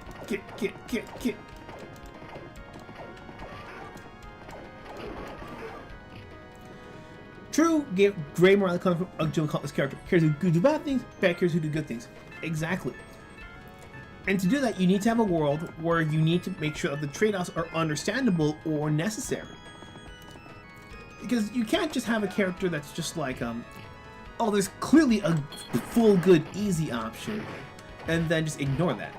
I mean, exception would be like you establish the character has like a lot of this weird pettiness. Like, I mean, I know it's not fantasy, but Back to the Future, they established in Part 1 that Marty McFly has that the complex doesn't want to be called the coward. So when they have the whole thing about, hey, why do you McFly chicken in all three films, it makes sense because they established that, even though it's not technically a real gray morality. Things like that, you need simple setup like that. I think people know how to do it in like very small fragments as characters. When it comes to just combining the pieces, they can't. You know what I mean? Oh yeah, the horse got armor. Forget about that. I say I don't want to beat every game, but fuck, this is just too fun. You have opinions with Hanoi J and Helldivers into betraying their comrades, who players take the bait unironically. Yeah, there's gotta be a reason for it. Like, maybe there's a rumor or a conspiracy where something bad's gonna happen if this guy gets his way. But the problem is that you need that same guy, to beat the current mission. So what do? Do you let him take the current mission and assassinate him then afterwards? Because, that would be the smarter choice, but you risk him, having a legion of followers because, he would be assassinated after a great victory? Or do you have him die in a great victory, dying as a martyr, but then you know the truth, but the battle currently is going to be completely 3 times harder because you just killed your MVP. What do you do? Like, it's cases like that. And you need to establish it. I mean, as cliche as it sounds, there's a reason why Berserk gets so beloved, because it knows how to balance that shit. Like, look at Griffith before the whole open betrayal. It's like Griffith was clearly willing to do anything, but he also did things that, at the time, was willing to help his team. He literally took it in the butt, so his team would have enough troops and supplies not to die in the battlefield. You can't say that's not completely a selfish act. But when you look at it after the reveal, it kind of changes that context, and there's nothing to... I forget about running in this game. There's nothing wrong. The hard part about Gray Morality, I think that you have to include that your character could potentially falter to either the good or the bad. And people like their characters so much being fun villains that they don't want them to become good. or like they're good characters, but they don't want them to potentially become bad. You know what I mean?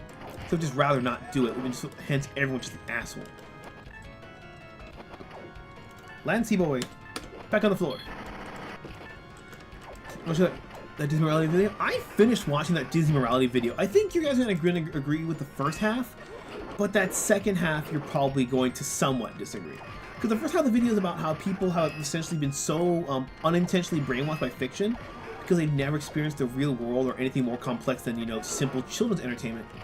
That they've kind of believed that they are in a movie, to where they believe that there's this metaphysical divination that will come in and restore the balance. In other words, if enough people just say, we need to protest, we need to rise up, then eventually the universe will pick the chosen one. You could pick like a King Arthur kind of time, you know? Not because King Arthur is worthy of the blade, but because the universe will just demand the blade. It's weirdly, he doesn't say this in the video, but it's weirdly more Confucian in that regard. Where instead of believing that an object morality will come because people believe in morality and practice it, it believes that the universe is self-correcting and self-balancing it. Yeah, that's what happens even in Confucian. You have Li Hong, who is a guy so he would be reincarnated every so often to bring balance, not good, not evil, but balance in the universe, and just because it was literally what was demanded of the universe, to keep balance. The second half of the video,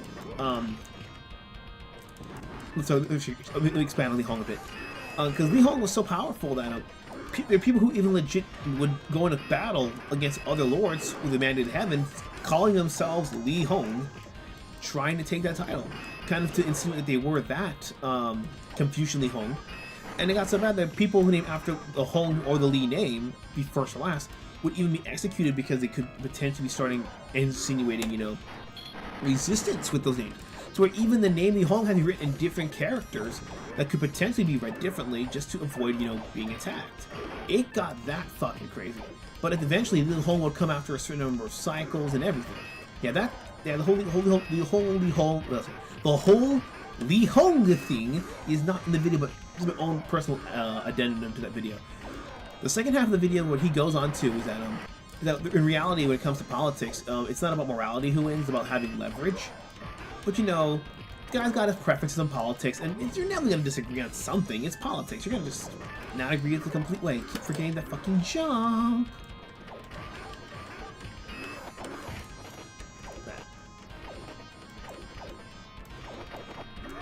Shit. And that's what happens. So you have leverage because, you know, if you're a landlord, you have your land, your power, and that's why your servants do what you did. They would respect you if you were a good landlord, but if you were a shitty one, they wouldn't fight back out of, you know, fear. Even though there were some systems in place. Monarchy, same thing. You have to have leverage of being able to control your goddamn country.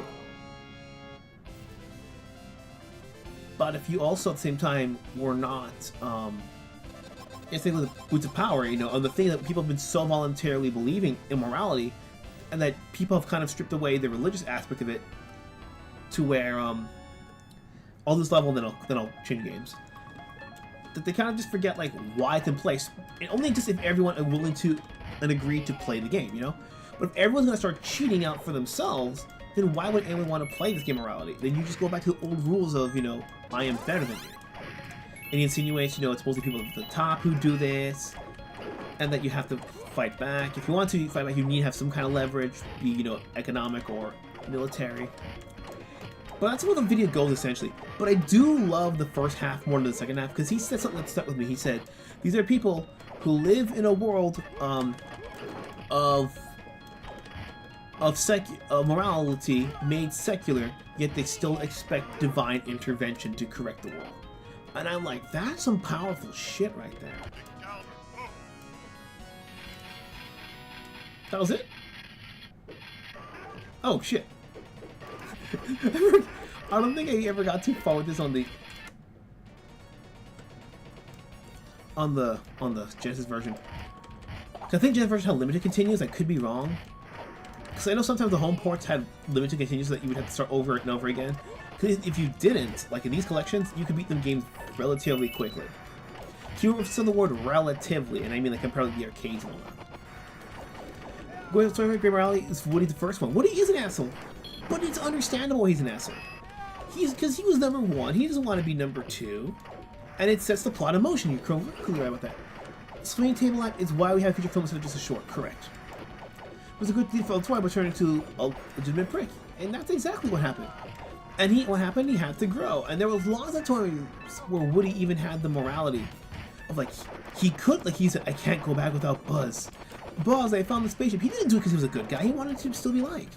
But over time, he learned to grow. Does your character have to grow in a world of gray morality? No, but it's completely understandable. Like, I don't understand how when gray morality is done intentionally for people, they just don't seem to get how it works. But when it's done, like, you know, without it being the main focus of the plot, you know, like, oh, my world is dark, it's gritty, it's gray, then they just seem to nail the formula. It's like, well, it reminded me of that episode of Foster's Home from Imaginary Friends when they tried explaining sarcasm to Blue, but when they tried explaining sarcasm, he didn't get it. But when they didn't explain it, he just naturally understood it. Yeah, and Woody was eventually humble. And that's why Toy Story arguably doesn't have a protagonist. I mean, Woody's the closest thing that you have. If you go by the first 3 films, even the fourth film, if you count that shit, there's still technically a 2 protagonist system on. The twin leads. Strange things are happening to me. I could try that game on Super Nintendo. That shit was hard. Fucking crane mission. Best boss theme, by the way. Oh my god, my sword is so heavy, the swing is so slow. Do you see that shit?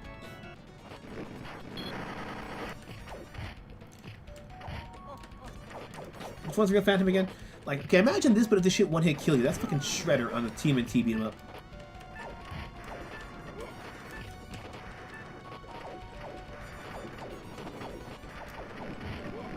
Come on, just kill the Phantom and go to the next game. Okay, I can't tell if it's like he's a fake one or if it's one of those, as long as there's 2 of them on the screen, only the last one turns into the real one. I think it's the latter.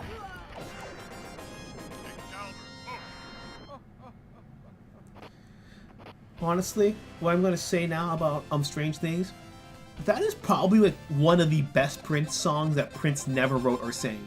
Because if you can actually hear Prince that I wish I could sing it like Prince. Those crazy high wails and screams. Much I love this game. I'm gonna have to I'm gonna save it here, just for myself for later. But I'm gonna quit. I'm gonna go to this one. Suck my motherfucking dick. Social media hasn't helped. Yeah, Reddit's the worst one. It's an echo chamber. Like they legit banned so many people that even now on their own lefty subs that you can't question fucking anything.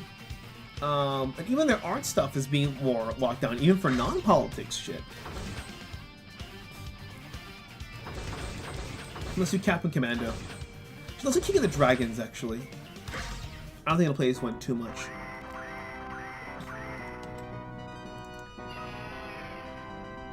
So Hell Till is gray morality, yeah.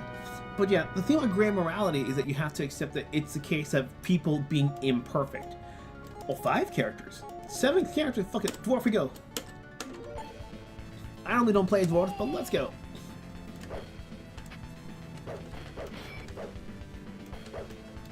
Yeah. But the thing about gray morality just doesn't mean that you're an asshole or that things have to be uber complex. It just means that people make people choices. Like even, you can argue Hercules had a bit of gray morality, you know? Because in the original version he wasn't the most faithful man, but then again, what superhero in Greece was? I mean, say what you want about Hades, you know, kidnapping Persephone, but he was more faithful to her, oh shit, than Hercules was to his own canonical life. In the original mythos. We're not talking Disney's. But yeah, you can do it right. It just takes time. Now sometimes the best kind of gray morality is if you want to like convince them that the gray morality is correct. You know it's wrong, but you shouldn't do it. But you're like, fuck, this is right. This feels right, even though it's objectively wrong. I don't know how much the campaign is. I mean, how much the collection is right now, but I think it's on sale. Cause I saw a Capcom sale one earlier, so. I didn't see it got revived. Oh shit. Was actually conscripted villains in the Space Marines in the Black Company. Yes, exactly. Because yes, gray morality is something making the tough. Because gray morality is usually taking the tough choices nobody wants to make, versus making a selfish choice that because there is some sort of long-term gain that would matter out in the end. Doesn't have to be personal gain, but it can be. Hell, if you want a terribly good example, look at Morrigan from Darkstalkers.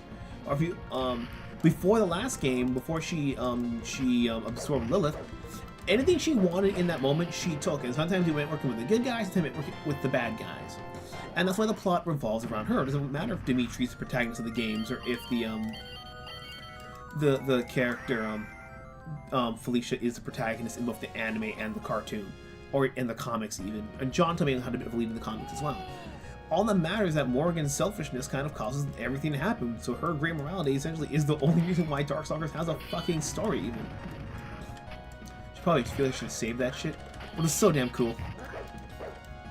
The Chronicle of My Ancestors. The orcs?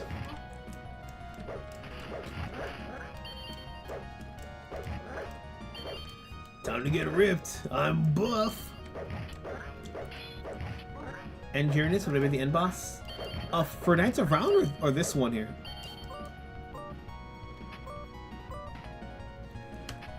Yeah. Oh shit, Minotaur. Health bar looking like a fruit roll-ups. Dwarfs being 5.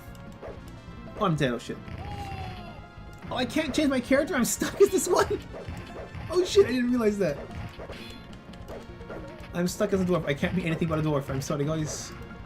I gotta pick another class for them. Actually, I couldn't just die and pick another one. Because this looks so fucking cool, man. Oh my god, that was so sick. I don't think we have a -2 trailer yet, no. I wish I could pick up this big, gigantic axe as a joke and just swing it around once and just have it kill everything. Battle on a Mountain Peak. Very original names. Oh, so every level I can change. Okay, I'm gonna pick the wizard, and they'll pick cleric, fighter, and then elf. Elf last.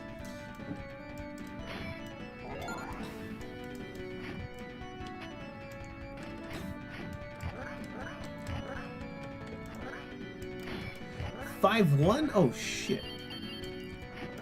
But don't take this the wrong way. You're a lady. You're allowed to be short. See, if a woman's 5'1", it's adorable. But one could be 4'6", and people would be like, "Aww."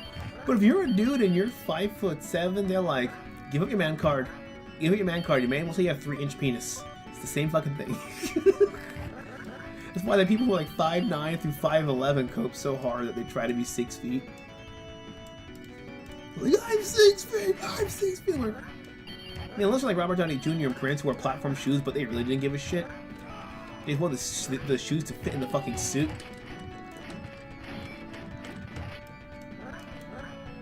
Yeah, the controls are pretty smooth, I'd say.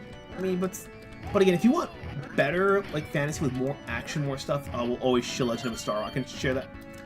I could show a little bit of that. Could I show it? Let me get through all the games, and if we're not too tired, I can show Legend of a Star, like the second game. Because you have, you know, Elf, Cleric, Knight, and then that'll you actually have a Rogue class, which is really cool. Gaps are gonna be between the Japanese and the yeah. You can short the minus one. Yeah, because the thing with all the gaps, it's always a localization thing, and once you have that first gap set, you're good. Like with Zootopia, there was a big delay, but then Zootopia 2 came out at the same time as the American release. Like Frozen 2 came out, I think, a month after the American release, while Frozen 1 was again like a whole like 6 months later. Once you establish this as a market for it, you know it's not a waste of money. Shit.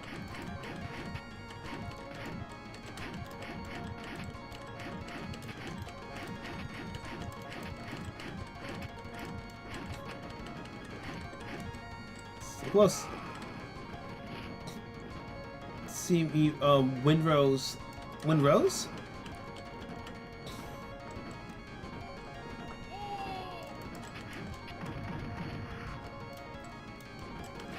Yeah, because the thing with because people forget that the biggest Godzilla films were always Godzilla films were like the movie Predator.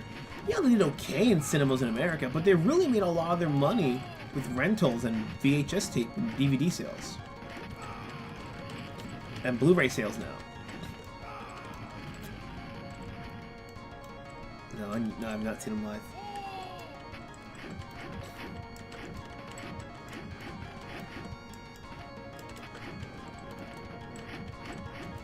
Empowerment, Irish empowerment, sorry, Italian empowerment on that. Dwarfs is lower. Larps is dwarves. Shit. I'm just derping out on everything. Epic explosion time.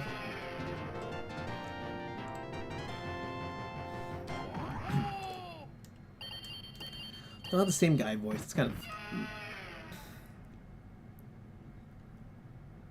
Why the fuck can't I run that fast in the mission? Alright. Let me do.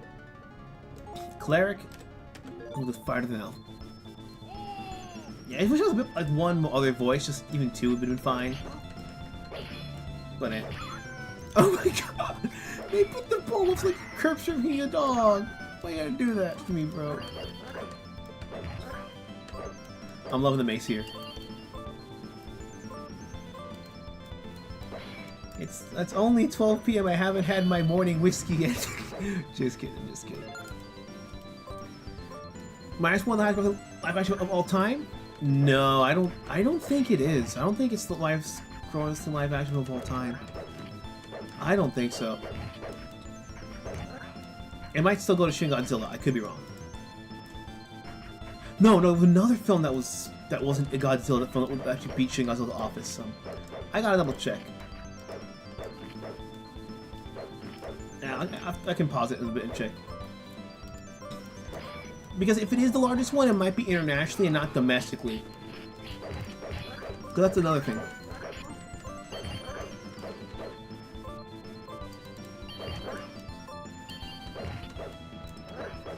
Like -1, but I don't know. Glaze? I don't know people glaze -1. I've heard a lot of good things. The only people who glaze -1 are the people who didn't like Shin Godzilla and the people who don't like the first Godzilla because all they want to see is just Godzilla destroy shit. They don't give a shit about the allegory. Or whatever. That's been around since, yeah, the first fucking movie. It's like Evil Dead fans, you know. Evil Dead. I like Evil Dead, but only Evil Dead 1 sucks. It's all about Evil Dead 2, bro, and 3 because I can see cool shit, fun shit. I'm wondering, is it all 3 heads, or is it one specific head I have to hit? I'll give the aim this. The bosses are wicked creative. -1 beat Shin's record? Okay, good. Okay, good. Woman Skeleton was on the Olympics morning. What? What did she do?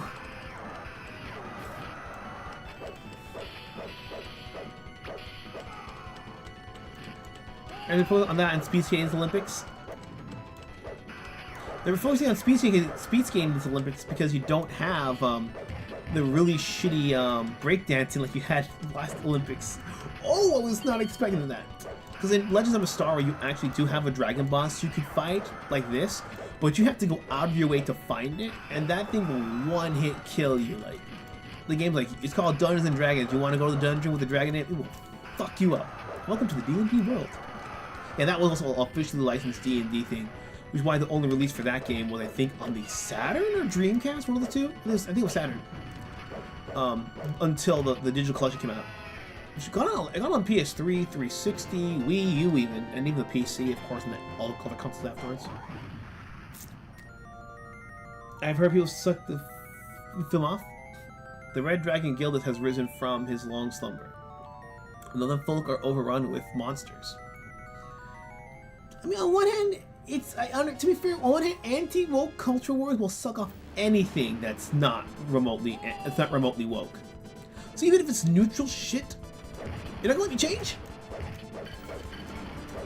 Even if it's not, even if it was a neutral film, like no politics at all, like, and it was like, you know, Godzilla Jr. kind of thing, they would have sucked it off because, like, it's fun entertainment. They don't suck off Zootopia 2 because you have to deal with the fucking furries. That's really what it is. I wish I could change. Why can't I change? I'm gonna, once again, let me save this shit. Let me save it here. Just for myself. I'm going to, just so I can see what the other characters look like. Let's see what we'll do fighter and then we'll do elf. Yeah, we just need to see what the characters look like. We have Conan. You have Conan at home. By the way, I didn't mention that your uncle's a bodybuilder. Like, we're cool with that. It's a good movie, but it ain't that good. But that's the kind of the other problem. The other problem is that the movies don't have to be that good because everything else is so fucking terrible. So you have two options. Accept that the film is just like fun for what it is. Emphasis on that, for what it is. And just support that until people get the message that we don't want these other shitty films. Or you hold the bar so fucking high that it's not a 9 or a 10. And then because everything else is shit, you're gonna have even fewer movies and games and music to enjoy. So which strategy are you gonna pick? I'm not mad. I'm just saying that those are the two strategies that it's gonna devolve into. You keep the bar high as if nothing was wrong and you have even less shit to like than usual. Or you can accept for what it is, but again, it's easy to praise shit so high when the bar is that fucking low. It really is. Like, if I made a fighting game that came out for $20 with 12 characters, no DLC, and it was just balanced enough, you didn't know how much praise I would get because every other AAA fighter is garbage. The bar is just that fucking low, sadly.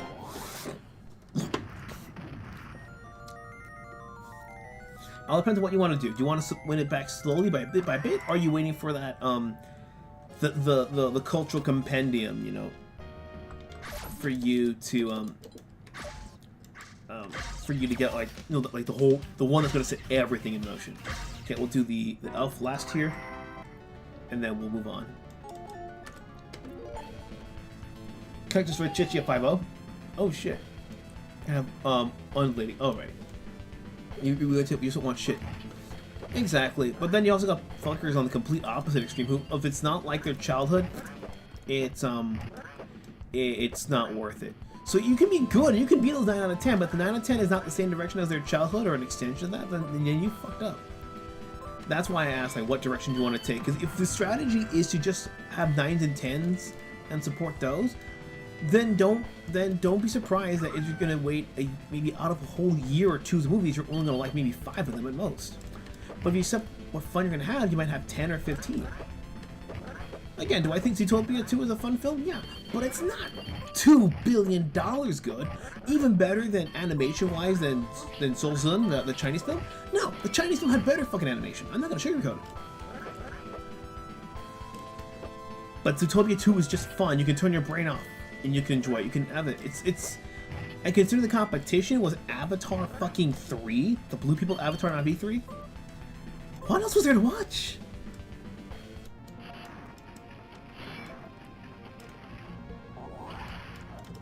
And I'll talk about this too, about publishing too, because again, I mean, Alejandro, like, he loves Primitive War, but again, Primitive War may be better than Jurassic Lost World. If you don't know how to get that shit in the theaters, which is where the box office right now is kind of important, like, I mean, look at the bar. I mean, the bar is so low that fucking Markiplier's film, Iron Lung, is not a great film, but it's enough of a threat, despite it being arguably, what, like a 5 out of 10, a 6 out of 10, with 5 being average.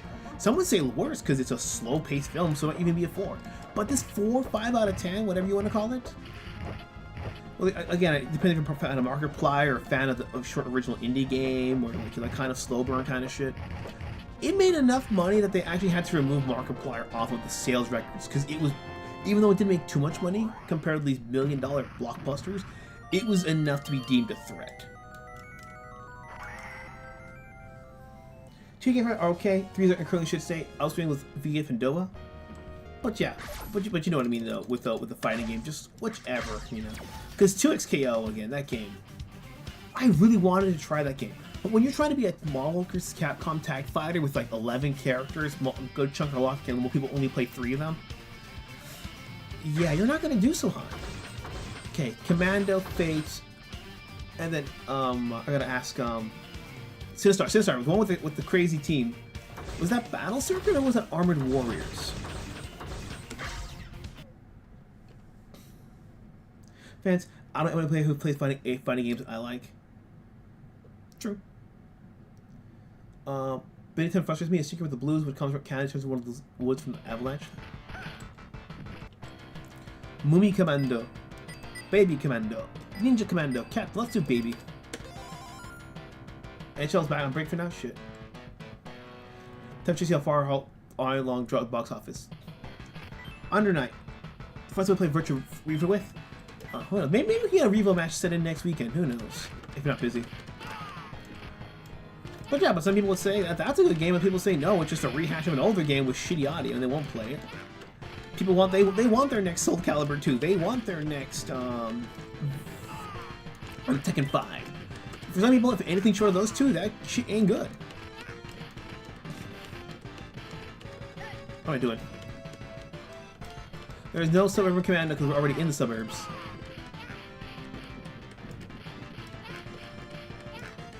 I love the little one. It feels very just kung fu, just gong, gong, gong. Was that a bird? I forget the bird. Wookie with a Y. Oh, Nookie. Is it? Oh, it's a W. Wookie with a Y.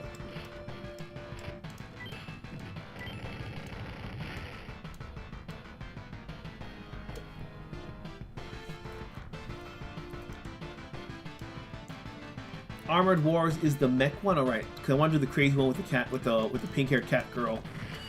Dead Lack. That's just the most bizarre one. So it was 8 so it was 7. Well, that's also what I mean. I mean, not that you're wrong. I mean, but at the same time, I've also heard that 6 and people say that Tag 2 is fucking crap because it wasn't Tekken 5. That's how, you know, Smash Bros. Got it's melee, still not melee. Project M's good, but it's still not melee. That's why I wonder. That's why I'm asking. I'm trying to figure out what for each respective community. Is it more so complaints because it's not the standard, or is it because it's a genuine thing that needs to be addressed that people just that the developers are refusing to address? Because when it's used films, for example, some people, if Aliens came out today, Alien or Aliens, either one came out today unaltered, it would have been bashed for having a lady protagonist, even if she earned her way to the top. That's what I mean. Like, how far, where exactly is that line going to be drawn? If you, honest to God, want to take that, Mummy, let's go. Holy shit. You want to take that shit back, you know. Yeah, so I wonder what the strategy is. Yeah, okay. Yeah, to bring it back to movie theaters and the distribution, Pulps, great one. I was talking about, I was watching this lady who's an independent author, and she was talking about why, the real reason why you're having a hard time selling books, and she wasn't talking about it from a cultural perspective, but just an economic perspective. So the problem with books is that you have these issues, this big issue that there's no way for most people to get cheap and physical. Because a lot of times people will trade paperbacks go on for like $11, $12, but a lot of these writers, especially the big fantasy writers, they want to make this grail book where it's like, they want, like, you know, like the uber deluxe version of Lord of the Rings that came out like 30 years after the original print. That's all in one fake ass hardcover thing that costs like $40 fucking. But you can't do that as your first goddamn book. And if you do it cheap, it's either $12 for like, no, like 14, $12 for like a trade paperback, or you gotta spend $8 on the Kindle. And some people will just buy Kindle because it's convenient, but some people want physical and cheap. And if you want good quality paper, it's not possible. So the only way to get back at it is to bring back pulp, not as a writing style, but also as a format.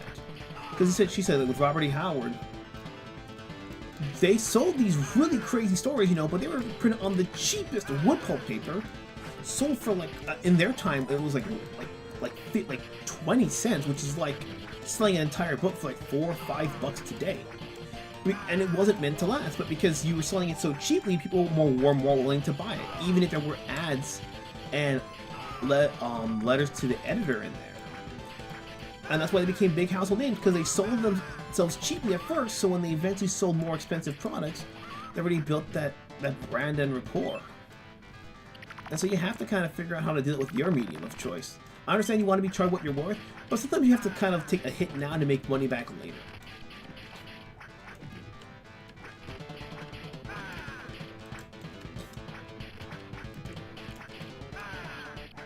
You make a game like this because it's Capcom, you're going to spend all the money in the world because it's Capcom.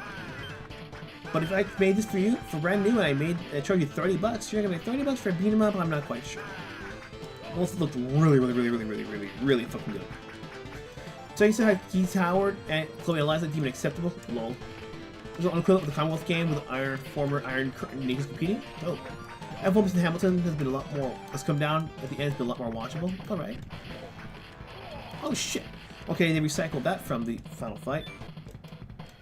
We'll do Ninja Commando. Ginzu.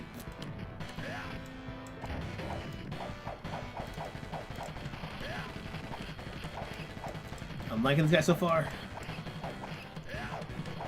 So yeah, also, we gotta point out you get cut off your brown shirts. Oh, I see. frantic music. I love that.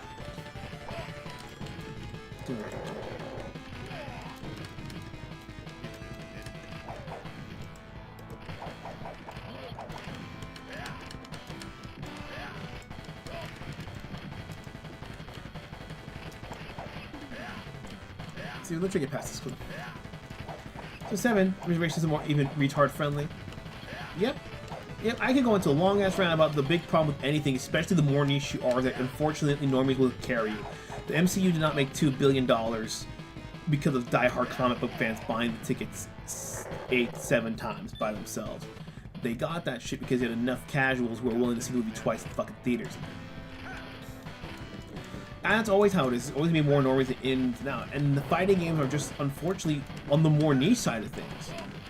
Like, a lot of people, all the people who, they'll watch a Dungeons and Dragons TV series if it's really good, but they won't go out and play the fucking tabletop. They might buy the fucking beat 'em up. Or they'll buy the Cyberpunk video game, but they will never get into the fucking tabletop. But you have to build that brand name somehow. We call it making it retard friendly, and which is not the best way. The best way to do it is just make it like Mortal Kombat or Tekken 4 or Dead or Alive 5, where everyone has a super broken thing that makes them viable, even though it's not perfectly balanced. But you know, there's this idea that things have to be completely balanced, and it's not how it works. Like, some of the best games ever out there are some of those broken pieces of shit. Did we do Warriors of Fate? I can't remember.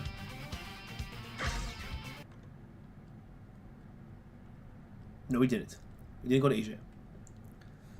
The importance. Oh, okay, honestly, because the conclusion is it just takes more time. Yeah, and I'm mentioning this. I'll let you guys read that.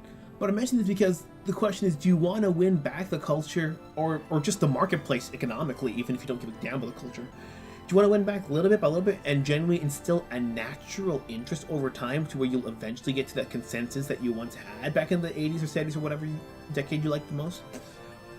Or are you just waiting for that big thing that ushers in a wave, but then you're not sure if you can keep the wave going, you know? Again, the MCU with Iron Man ushered in an entire fucking wave of comic book movies, but now 20 years later it's fucking dying because it was more of a hype thing than, you know, genuine interest. Unlike fighting games, you know, even though they have these shitty games, the fan base is still willing to play because it was a genuine interest. The quantity has time to come. I know. 5 warriors best. Who will you send? Porter, Kasar, Subutai, Kadano, Abaka. Let's go with Kasar. Marvel comic division worth the wait? I haven't heard anything either. Okay, so this basically feels like a 5-player version of the Lancelot game. But of course, you know, the Chinese storytelling of the 3 Kingdoms. That's about it. That's all. Atrophy, Assault on the Mail seems to love it. Alright. Oh, that's Balkan and Ukraine rivalry. Alright. Out of Bike and 100 Samurai Pink Ukraine for no reason. Have Viking want to conquer Ukraine, but Ukraine is actually another character in the game, and it's not actually Ukraine, and have everyone just get mad because it's a mistranslation error. It's like, you liked it in the 90s, what was wrong with it?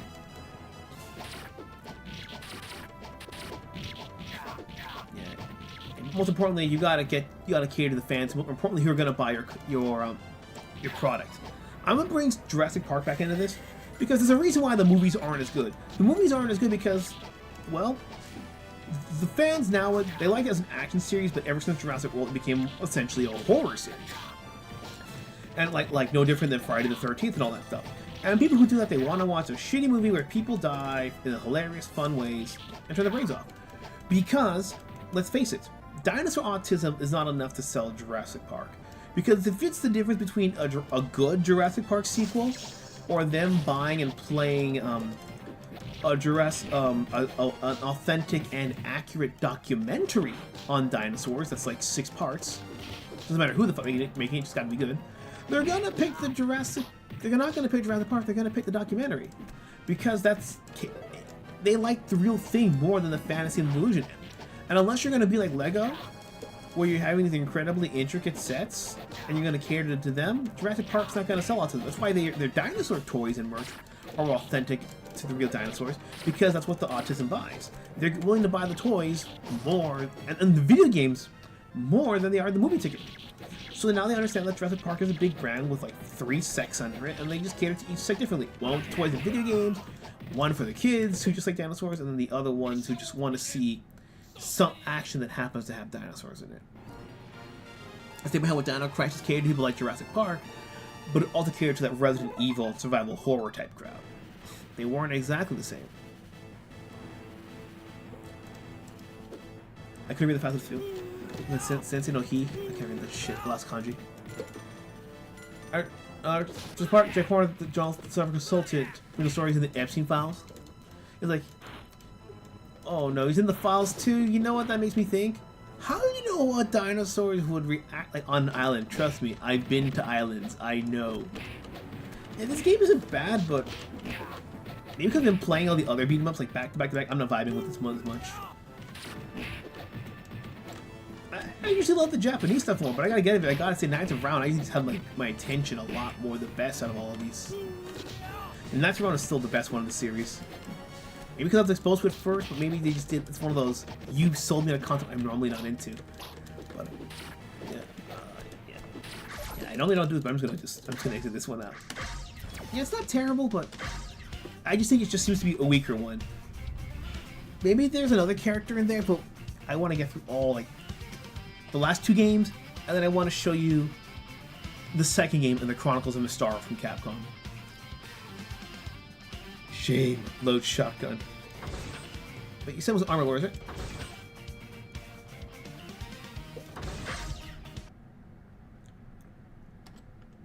Capcom. Wait, wrong one. Melting on an origin, United Earth government to dispatch right to retake the capital, overtake the citizens. But it was never made public. Alright. We got Rash, Justice, Gray, and Siren. I'm gonna pick. Let's go with Justice first. Gray, Rash, and Siren. JG Senior.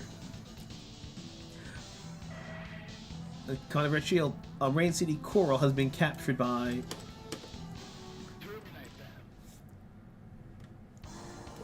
I'm willing with dinosaurs, I save them with humans. I'm just saying, bro, if you get raped by a dinosaur, I will have so many questions. 10 kilometers.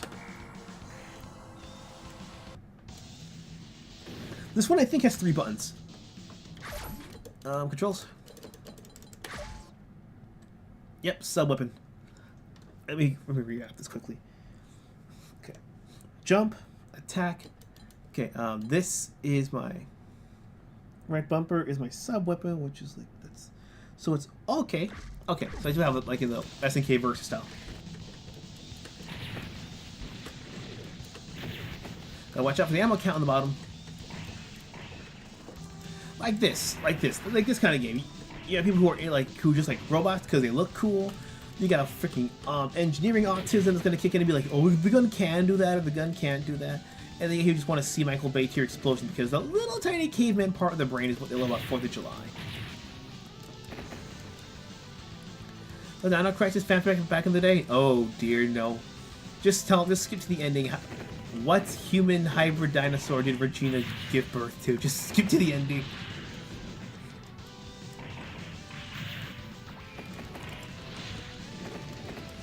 It's not. I'm getting some Musha vibes from the soundtrack. Area 51 complete.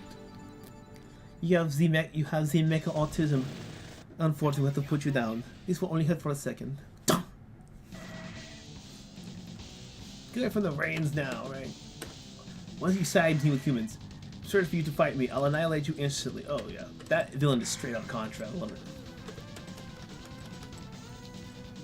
Is that why you got Vital Shell? Oh no. Yeah, but that's how it is sometimes. Sometimes you don't have... The reason I mentioned the autism a bit is because sometimes the concept is all you need to fucking sell, and other times you have to sell the complete reality. Well, I mean, for example, what's a good example here? Like Kingdom Come Deliverance. Some people just want to pick up a sword and swing shit. I mean, the first one specifically. Some people liked it because they liked the Christian Crusader actually being a protagonist because they were religious, and some people liked because, like, wow, the game's actually historically accurate. But they're all just Kingdom Come Deliverance fans for the first one. Which is why 2 had that massive fucking split, for better or for worse. But a lot of people say that the first one was better anyways. So what happens? Now that number 2 was taken over by a bigger company and was sold more marketing, and people are going to read the reviews that the first game's better, they're going to go buy the first one again, which the creator has all the rights to as far as I'm concerned, and get the bigger cut of the paycheck, because it was a different company that published it. So yeah, give him the razor, sell him the blades. Wonder how good it is considering how sure the genre with the Vampire Survivors. Later, traded like doing with Angel and King of Dinosaurs. That's different. At least there's a dude under that suit. And if it's a mask, we just call it foreplay. I'll withdraw. But remember this for anyone who sends my way. Our army will be crushed mercilessly in the suit. Yeah, I feel very much like Gotcha Man battled the planets with a bit of what was it? Not Wing Commander. Maybe Wing Commander, but I'm thinking of what was it? The one with Tim Curry was in Red Commander. I'm gonna have to die to switch characters apparently. I was gonna make a Kingdom Come Deliverance 3. That's not going to. That's not going to. 2 just changed way too much, for better or for worse, for whatever reason. Because face it, you're never gonna a realistic Crusader thing is never gonna sell as much as just Dynasty Warrior shit. There's the gameplay. There's a reason why with Dynasty Warriors the gameplay is just super like Muso shit. But then, all the autism is in that dialogue that you can choose to skip. So if you want to read your lore, because, those are all from Chinese classics, those books, then you can just read it there and opt in. You don't want to do it, you just want to play the gameplay, just skip past it. That's the hard part. Because the best-selling things are a little bit of like a few of many things, but they also kind of let you somehow pick and choose. That's the frustrating part. Alright. Please wait. Oh, that was straight up Metal Slug. Let's pick, okay, there we go, next one. Command and Conquer, there we go, thank you. The new M4C that was made for the only and losing minds in the egg shift and start to crack open. Oh, an egg thing, alright. Well, on the Mesolithic merge with modern, the unholy issue over on the Earth. Doesn't care because she's loving. Oh my god. Gun time. Let's go.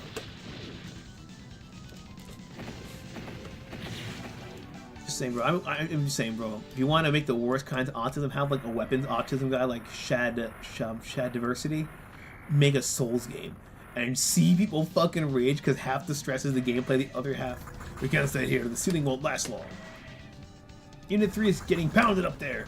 You can make it there in 80 seconds, their history. Roger that. Oh bro, half the time just trying to unsheath your shit. Oh shit. I don't think I'm gonna make it.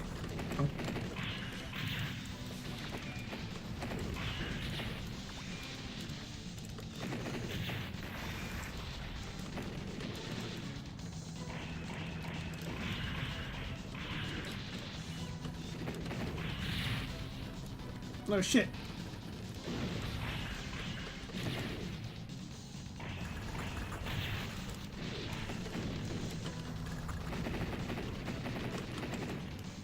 Two health bars? Oh, you fuck you, fuck you, fuck you. Oh yeah, we are definitely not gonna save them. Well, red unit, you're goner. It's not on you. It's on to the, wait. And piece, it's 4-piece 1 anything thing right now. I don't think it's all the attachments to Crimson 9. What does I put some serious bangers in that style? I know it's just hurry up. Oh shit. Let me pick the next one. Let's go.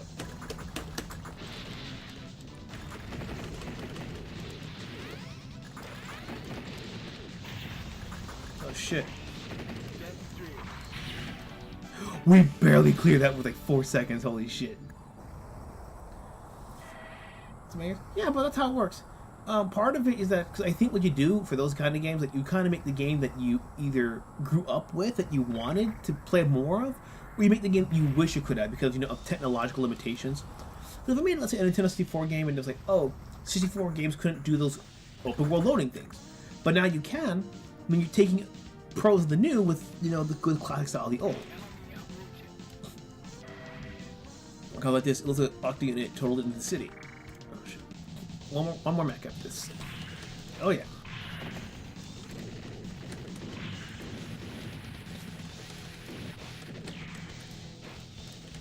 Yeah, I think with the final fight, I showed the whole game because it's just those three characters who all like really stand out. Well, no, here the characters stand out a lot more. I'm gonna have to come back to finish this one. I'm gonna really have to come back. This one, it might actually be tied with Knights Around, just for like how cool it is. But I just think I like the cast of Knights Around a bit more. It's just also the weight of the gameplay that makes sense. Maybe it's because of the underwater section. But this honestly does feel like Knights Around mixed with Metal Slug, and I am not complaining in any fucking way. In terms of the design. I'm just, if this game was fucking bullshit hard like Metal Slug, I probably would have been more upset.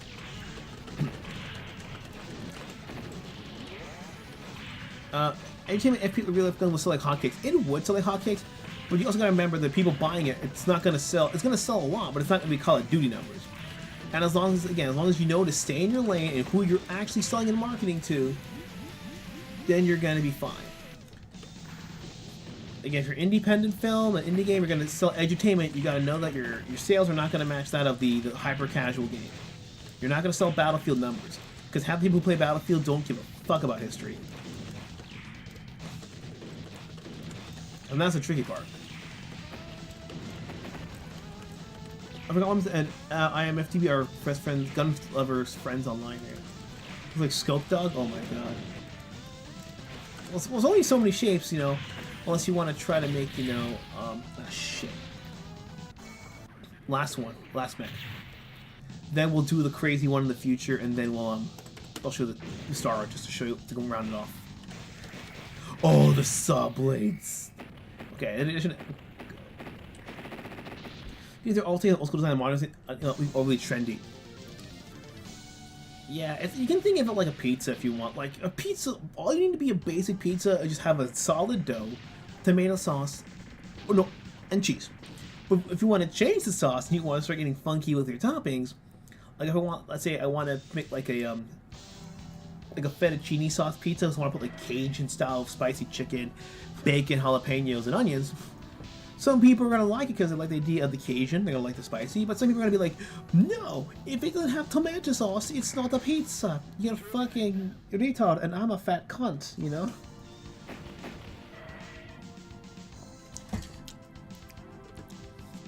Like, if I made a Souls game with no fucking parry, would it be a Souls game then? Burns, you testing the mode? Trust me, I'll go work. Now shut up and get moving, bitch. Shooting area. Oh Christ! I can only shoot. Everything else is disabled. So, unlimited ammo. Okay. Oh shit! I can't aim. I'm just stuck at the ground. It's just how this minigame's going.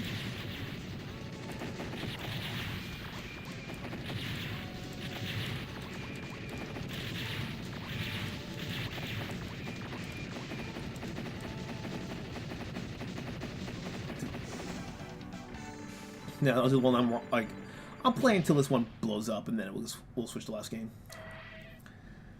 About 1.5 to get norms in history, but that's the hard part. You can't force someone into autism. It's like learning how to swim. You gotta start in the kiddie pool or the wading pool, or even the low section of that's 5 feet deep. You can only do the really cool shit, you know, all the cool swimming styles when you're in the 10 feet pool or 8 feet or more. But you have to slowly build your way, and some people are just gonna be too afraid to take that plunge for whatever reason. Some people just like being wet in the water. And a garden hose on them or a shower is good enough. And some people, they want to swim in the sea without drowning, so they'll take the pool. Some people, they want to go fucking cave rock diving for the exploration and shit. And you can only push people so much before they get irritated a bit. But the reason why with most zombie games, for example, or even realistic survivals, you have an inventory counter. you don't do games like No More Room in Hell where you have to actively take out the gun, take it out, count the bullets, and put it back in. But to be fair, the point of that game is to demonstrate how fucking helpless a real apocalypse would be, including children zombies. The map enemy an item layout is randomly generated, and if you get medicine, the effects of it are random. So sometimes the medicine can last 2 minutes real time, sometimes it's 7 minutes. Sometimes the medicine doesn't even work at fucking all. And it's a complete crapshoot, and you have to play the game over and over to understand how it works and just get lucky. And to be fair, the game is completely upfront about that. It's meant to show you how fucked up a real zombie apocalypse would be.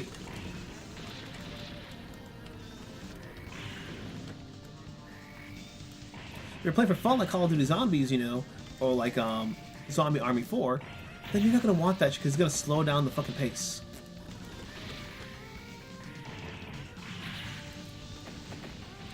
Parry another trendy with mechanic. I play game, they work pretty well. Yeah, trendies can work, but you have to design your game around it where they feel natural. I mean, of course, you've got a couple of parries with some of the weapons, but that works for that weapon style. It doesn't. It's not like, oh, you have to parry every single enemy at this time. Because I was talking to a guy about Sekiro, and I'm like, I want to play it, but one, I heard it's the hardest Soul game. It's fun if it would be the only Soul game I have any fucking interest in. And two, a lot of parrying. He's like, says, look, if you want, he says, look. Think of it, the timing, not as a hack and slash, but as a rhythm game, and you'll figure it out a lot easier. And I've been trying a little bit with Neo, and I'm like, this shit makes fucking sense. So yeah, me approaching fucking the Souls formula as a rhythm game makes a lot more sense. I'm still not happy to have to fucking die and like reset everything, but it makes more sense. It's bringing back all that Guitar Hero and Rock Band muscle memory. And so many people don't want to hear that because they fucking hate rhythm games. But sometimes that's how it works. Sometimes people will see shit in a way that you don't, and that'll be why they like it. Same way how like with Lovecraft, some people like myself, we like Lovecraft a bit. Let me just put the game over screen. It's supposed to be how humanity is helpless and nothing matters with this whole, you know, cosmic horror stuff. But think about myself, we love it.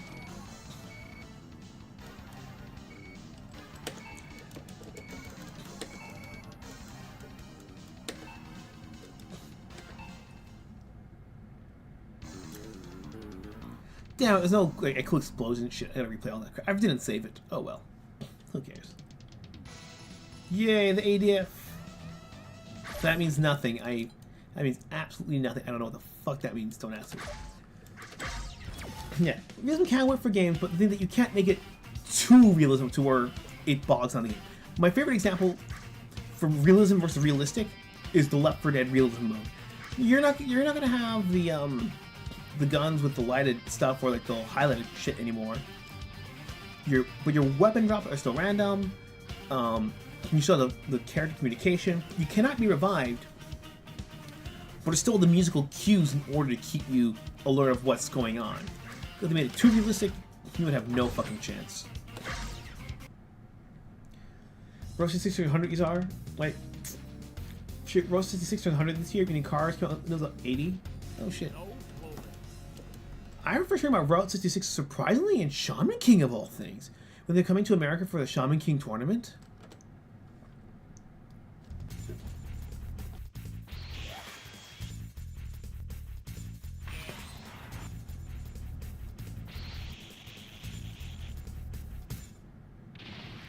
Sinistar says, I got a different soccer figure to try my Shiba figure, but it was used. Like the ball joint connecting legs was detached, they can't get it back. Oh, that's terrible.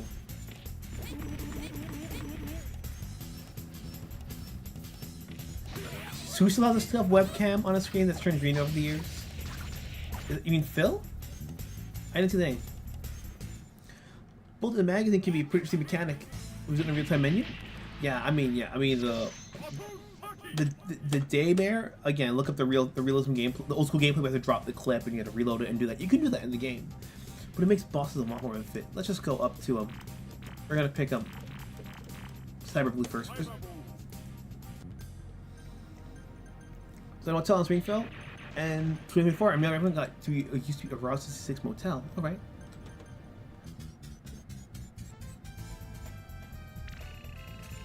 According to you, Dr. Saturn, surrender now. Get the invaders. This one's got 3. On my way, fools, I will deal with them. Yeah.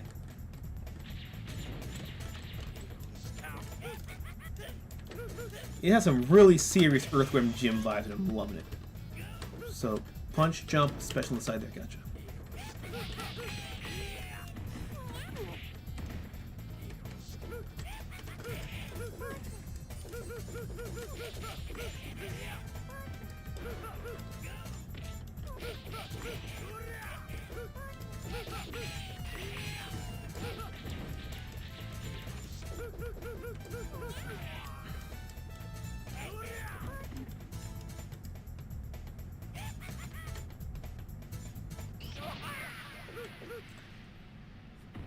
Is the stream acting up, guys? No problem.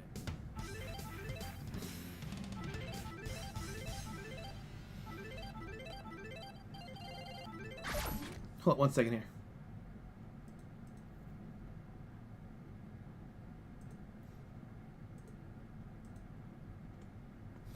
Hold up a second. I think chat messed up for 1 second. Let me. I gotta do something quickly here.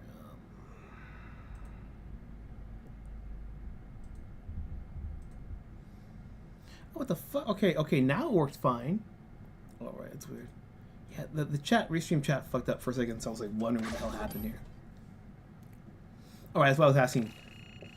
Found a criminal 9696X. Prepare my reward, Harry. I'm on my way.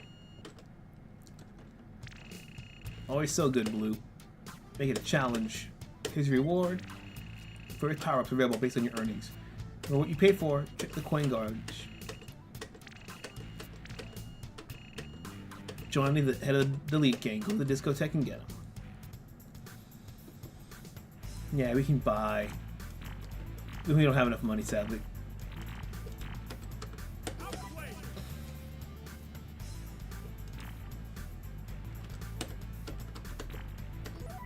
We're good.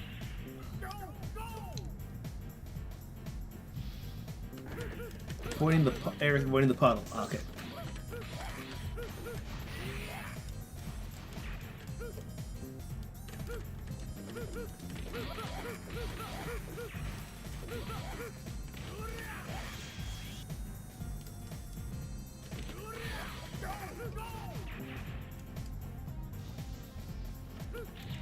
Before yellow paint on everything, we just had the guy shouting just for you to keep moving.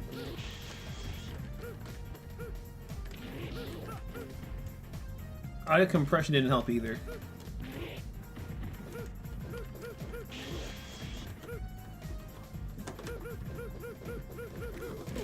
Oh, turn around.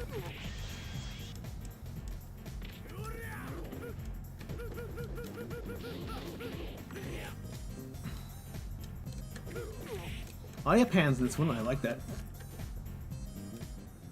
What? You've been defeated? Yes, continue, my boy. Silver. Oh, Lanky boy.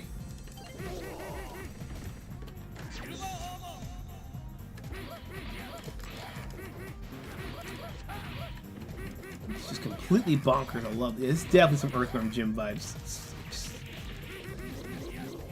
Wish there was another Earthworm Jim game after, like, that came out after 2 that was more like Earthworm Jim 1 and 2. Because I understand 3's there, but 3 doesn't really feel too Earthworm Jim. And I think there's a 4th game, but I'm not quite sure. Because it was on that, like, Amico television thing that they resold. I don't think anybody bought that, really. It may as well have been on the freaking Atari, the Atari Jaguar. At least nowadays people are starting to make... People actually starting to make actually like fan-made games for the 3DO and the Atari Jaguar, so that was kind of neat.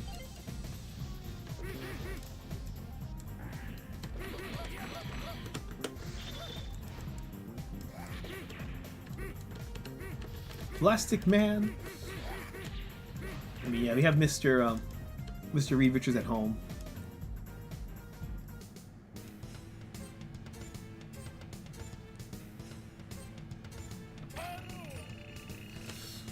Oh god, another Elvis? Oh, I forgot Japan does love their Elvis impersonators. We said disco, so why would it be rock and roll after disco?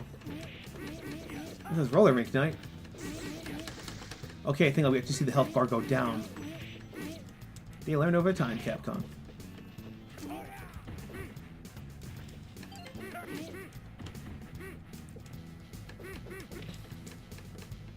he grab me from? Oh, it's his guitar. Oh shit! I'm like, what the hell are you grabbing me with? What are you grabbing me with? Shot him as the cannon. Yeah, I'm surprised that more beat-ups don't have like fighting and improve like the quarter circle and the Z motions to try to add more movesets. But I guess I figure they're gonna go that complicated. They may as well just make a proper fighting game. Pinko. That's the Pink Ostrich. That's just how the abbreviation works. Pink O, like Big O, Spaghetti-O.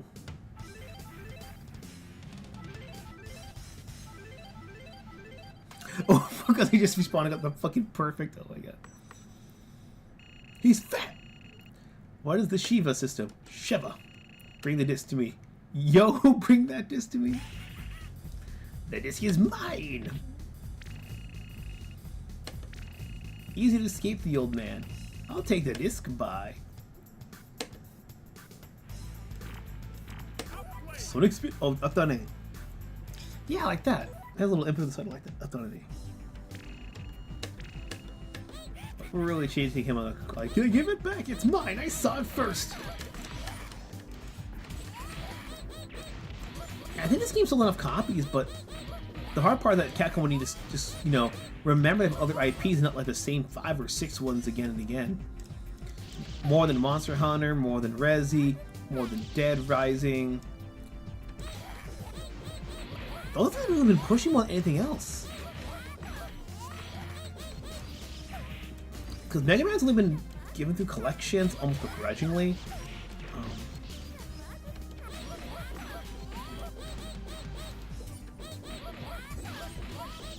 Street Fighter, there's one more I'm forgetting. Due to the state of Capcom that I just cannot get the last one.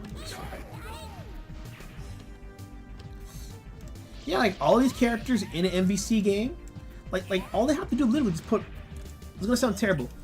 Just literally put all these characters in here in a fighter, but then also add the Darkstalkers cast, like you know your Morgan, Felicia, Yusenko, and add a couple more. Like add John Talbane. I forget. Add the freaking the fucking merman, and Dimitri.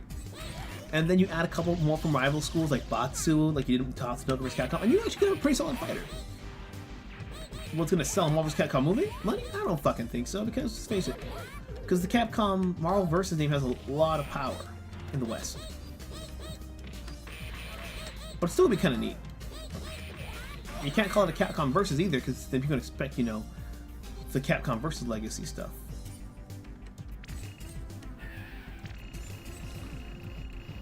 Bounty Hunter Scum, you dare to fight my Johnny, I'll get you.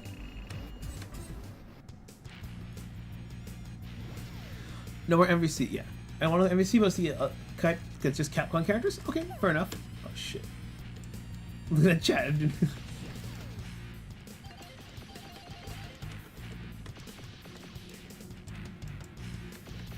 Oh, shoot behind him. Hey, mash quickly.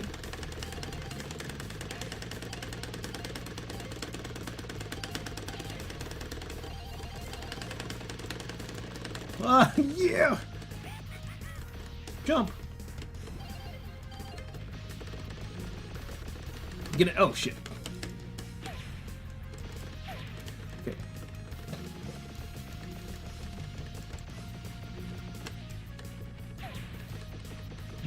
Jumping anyways, because everything just trying to fucking shoot me. Oh fuck! Even the game's like, we took too fucking long. Infinite was pretty fun to use. Yeah, Jedi was pretty cool. It just doesn't work making a new Marvel fighter. So Dark System doesn't work making a new Marvel fighter. Oh shit. I'm gonna have to probably put the cat girl over here.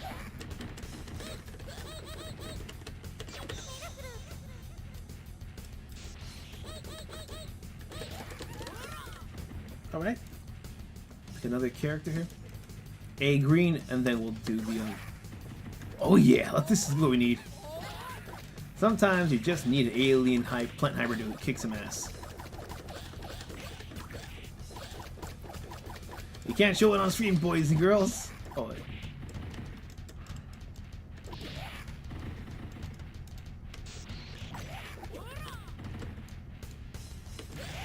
There we go.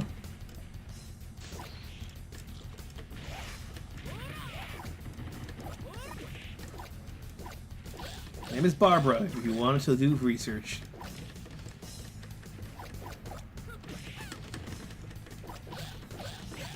I probably need to bring the cat girl up for this one.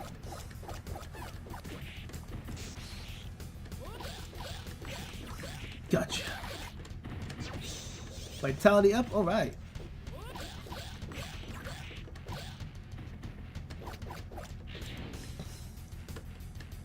Marvel vs. Capcom Infinite's gameplay to my death. Yeah, the gameplay wasn't bad. It was just that you're trying to follow that, use that game to follow up Marvel vs. Capcom, Ultimate Marvel vs. Capcom 3. That was a losing endeavor. It's like trying to be the Disney movie after no, I'm not one is right. It's like trying to go head to head with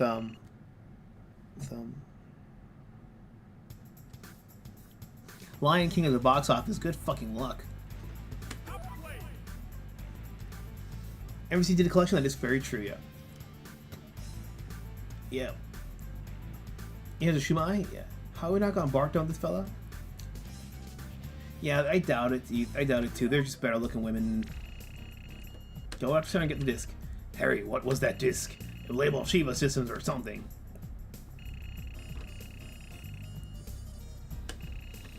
You do research and enjoy all whopping 2 pictures of her. All 2.5. Because it's only half, because it's a picture that's like 144p and shit. The Shamu eye, bro. It's not a whale. So we're all just like kind of bounty hunter kind of thing.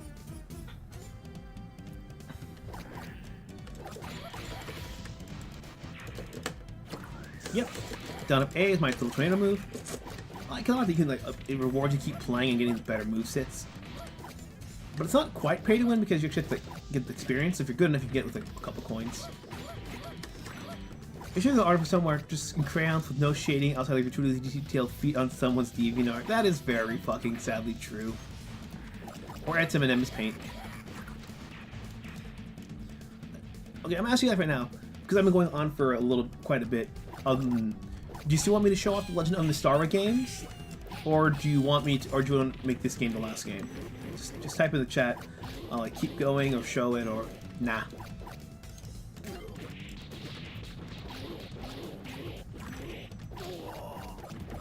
Cute, just a little guy. You're getting ready to change characters. I'll get that blasted hedgehog! It looks like fucking Robotnik in that suit. This is probably the best one.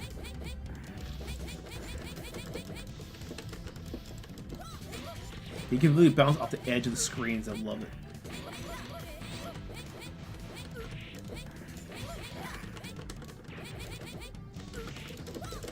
The whip 2, if you get in the right range. You play kind of like you almost play like Felicia from Darkstalkers in a way. Kind of they're both by Capcom Cat Girls, but if I actually like to get that muscle memory a bit. Well, fuck me. Oh, Bob's the boss. Okay.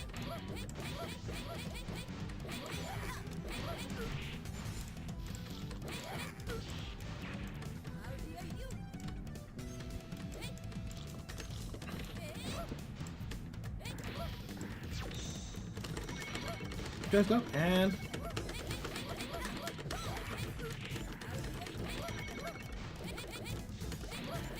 let's see music notes come out of him.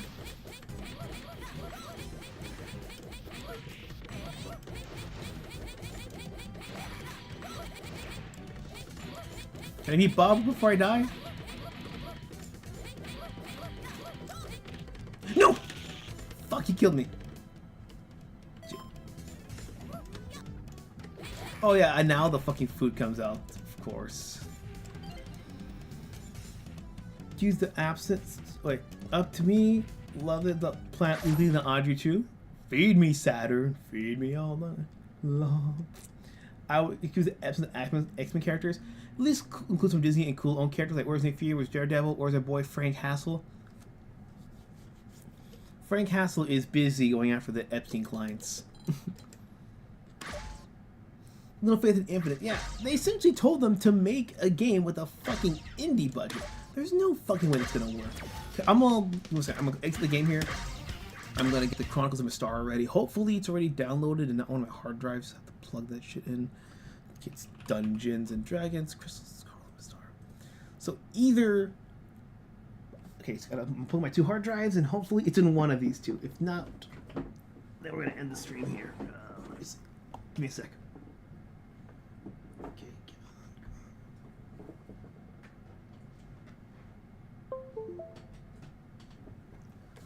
Frank Whitecastle, oh my god.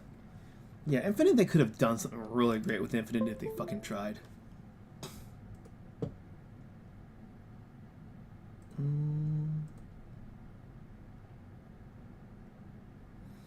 We should have checked these things were fucking installed first. Okay, so here. Wait.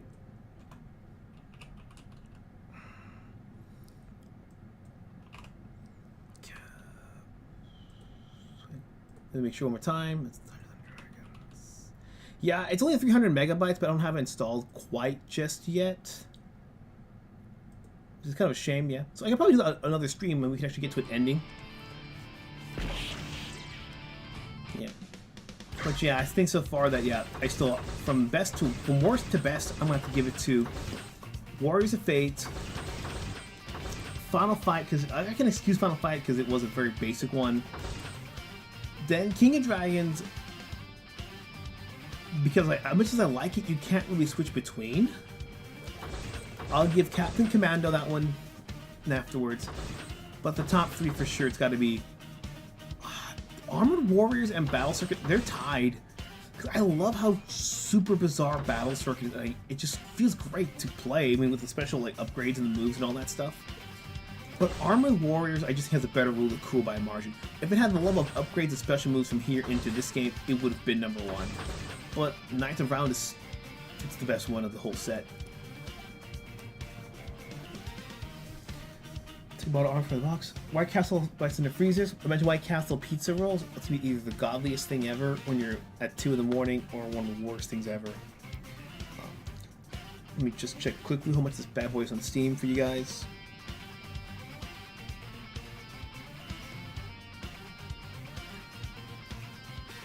Oh, you're not Slider fans. Want to eat White Castle? Oh yeah. Okay. White Castle is the oldest hamburger chain. Really?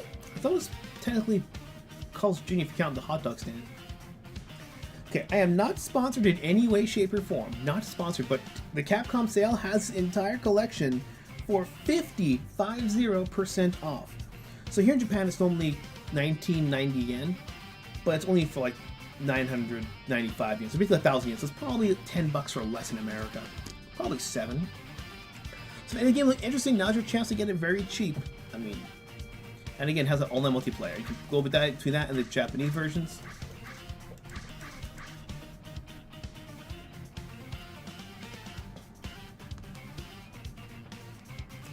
Alright, guys, so you get your closing thoughts in? Yeah, we'll do a Legend of Star Wars either tomorrow or another day. And that one, because we actually will have a full playthrough, I can, even though it's a quick install, I can just get through all the way to the ending and show you like the different choices you can do.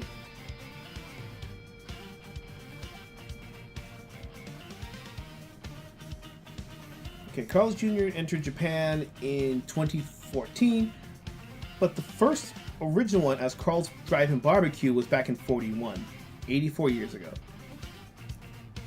With Carl Karcher and Margaret Karcher, with Margaret Karcher actually having Tynes being the daughter of the head of Heinz, the ketchup factory. White Castle's older than, yeah. Well then, I'll catch you next time, guys. I'll put a poll in the Discord if we're going to do Street Fighter, or if we're going to do Dead or Alive tomorrow. Maybe we'll do the Legends of a Star tomorrow. But yeah, I just want to keep more of these lighter streams as opposed to something like very narrative heavy. Oh, I'll put the poll in too for the Toon point-and-click adventure. I forgot the name already. But yeah, I'm down for anything essentially. Well, we'll catch you next time, guys. This is Shimo signing off. Take care. Raise those fucking horns and Make sure your sticks keep on clacking.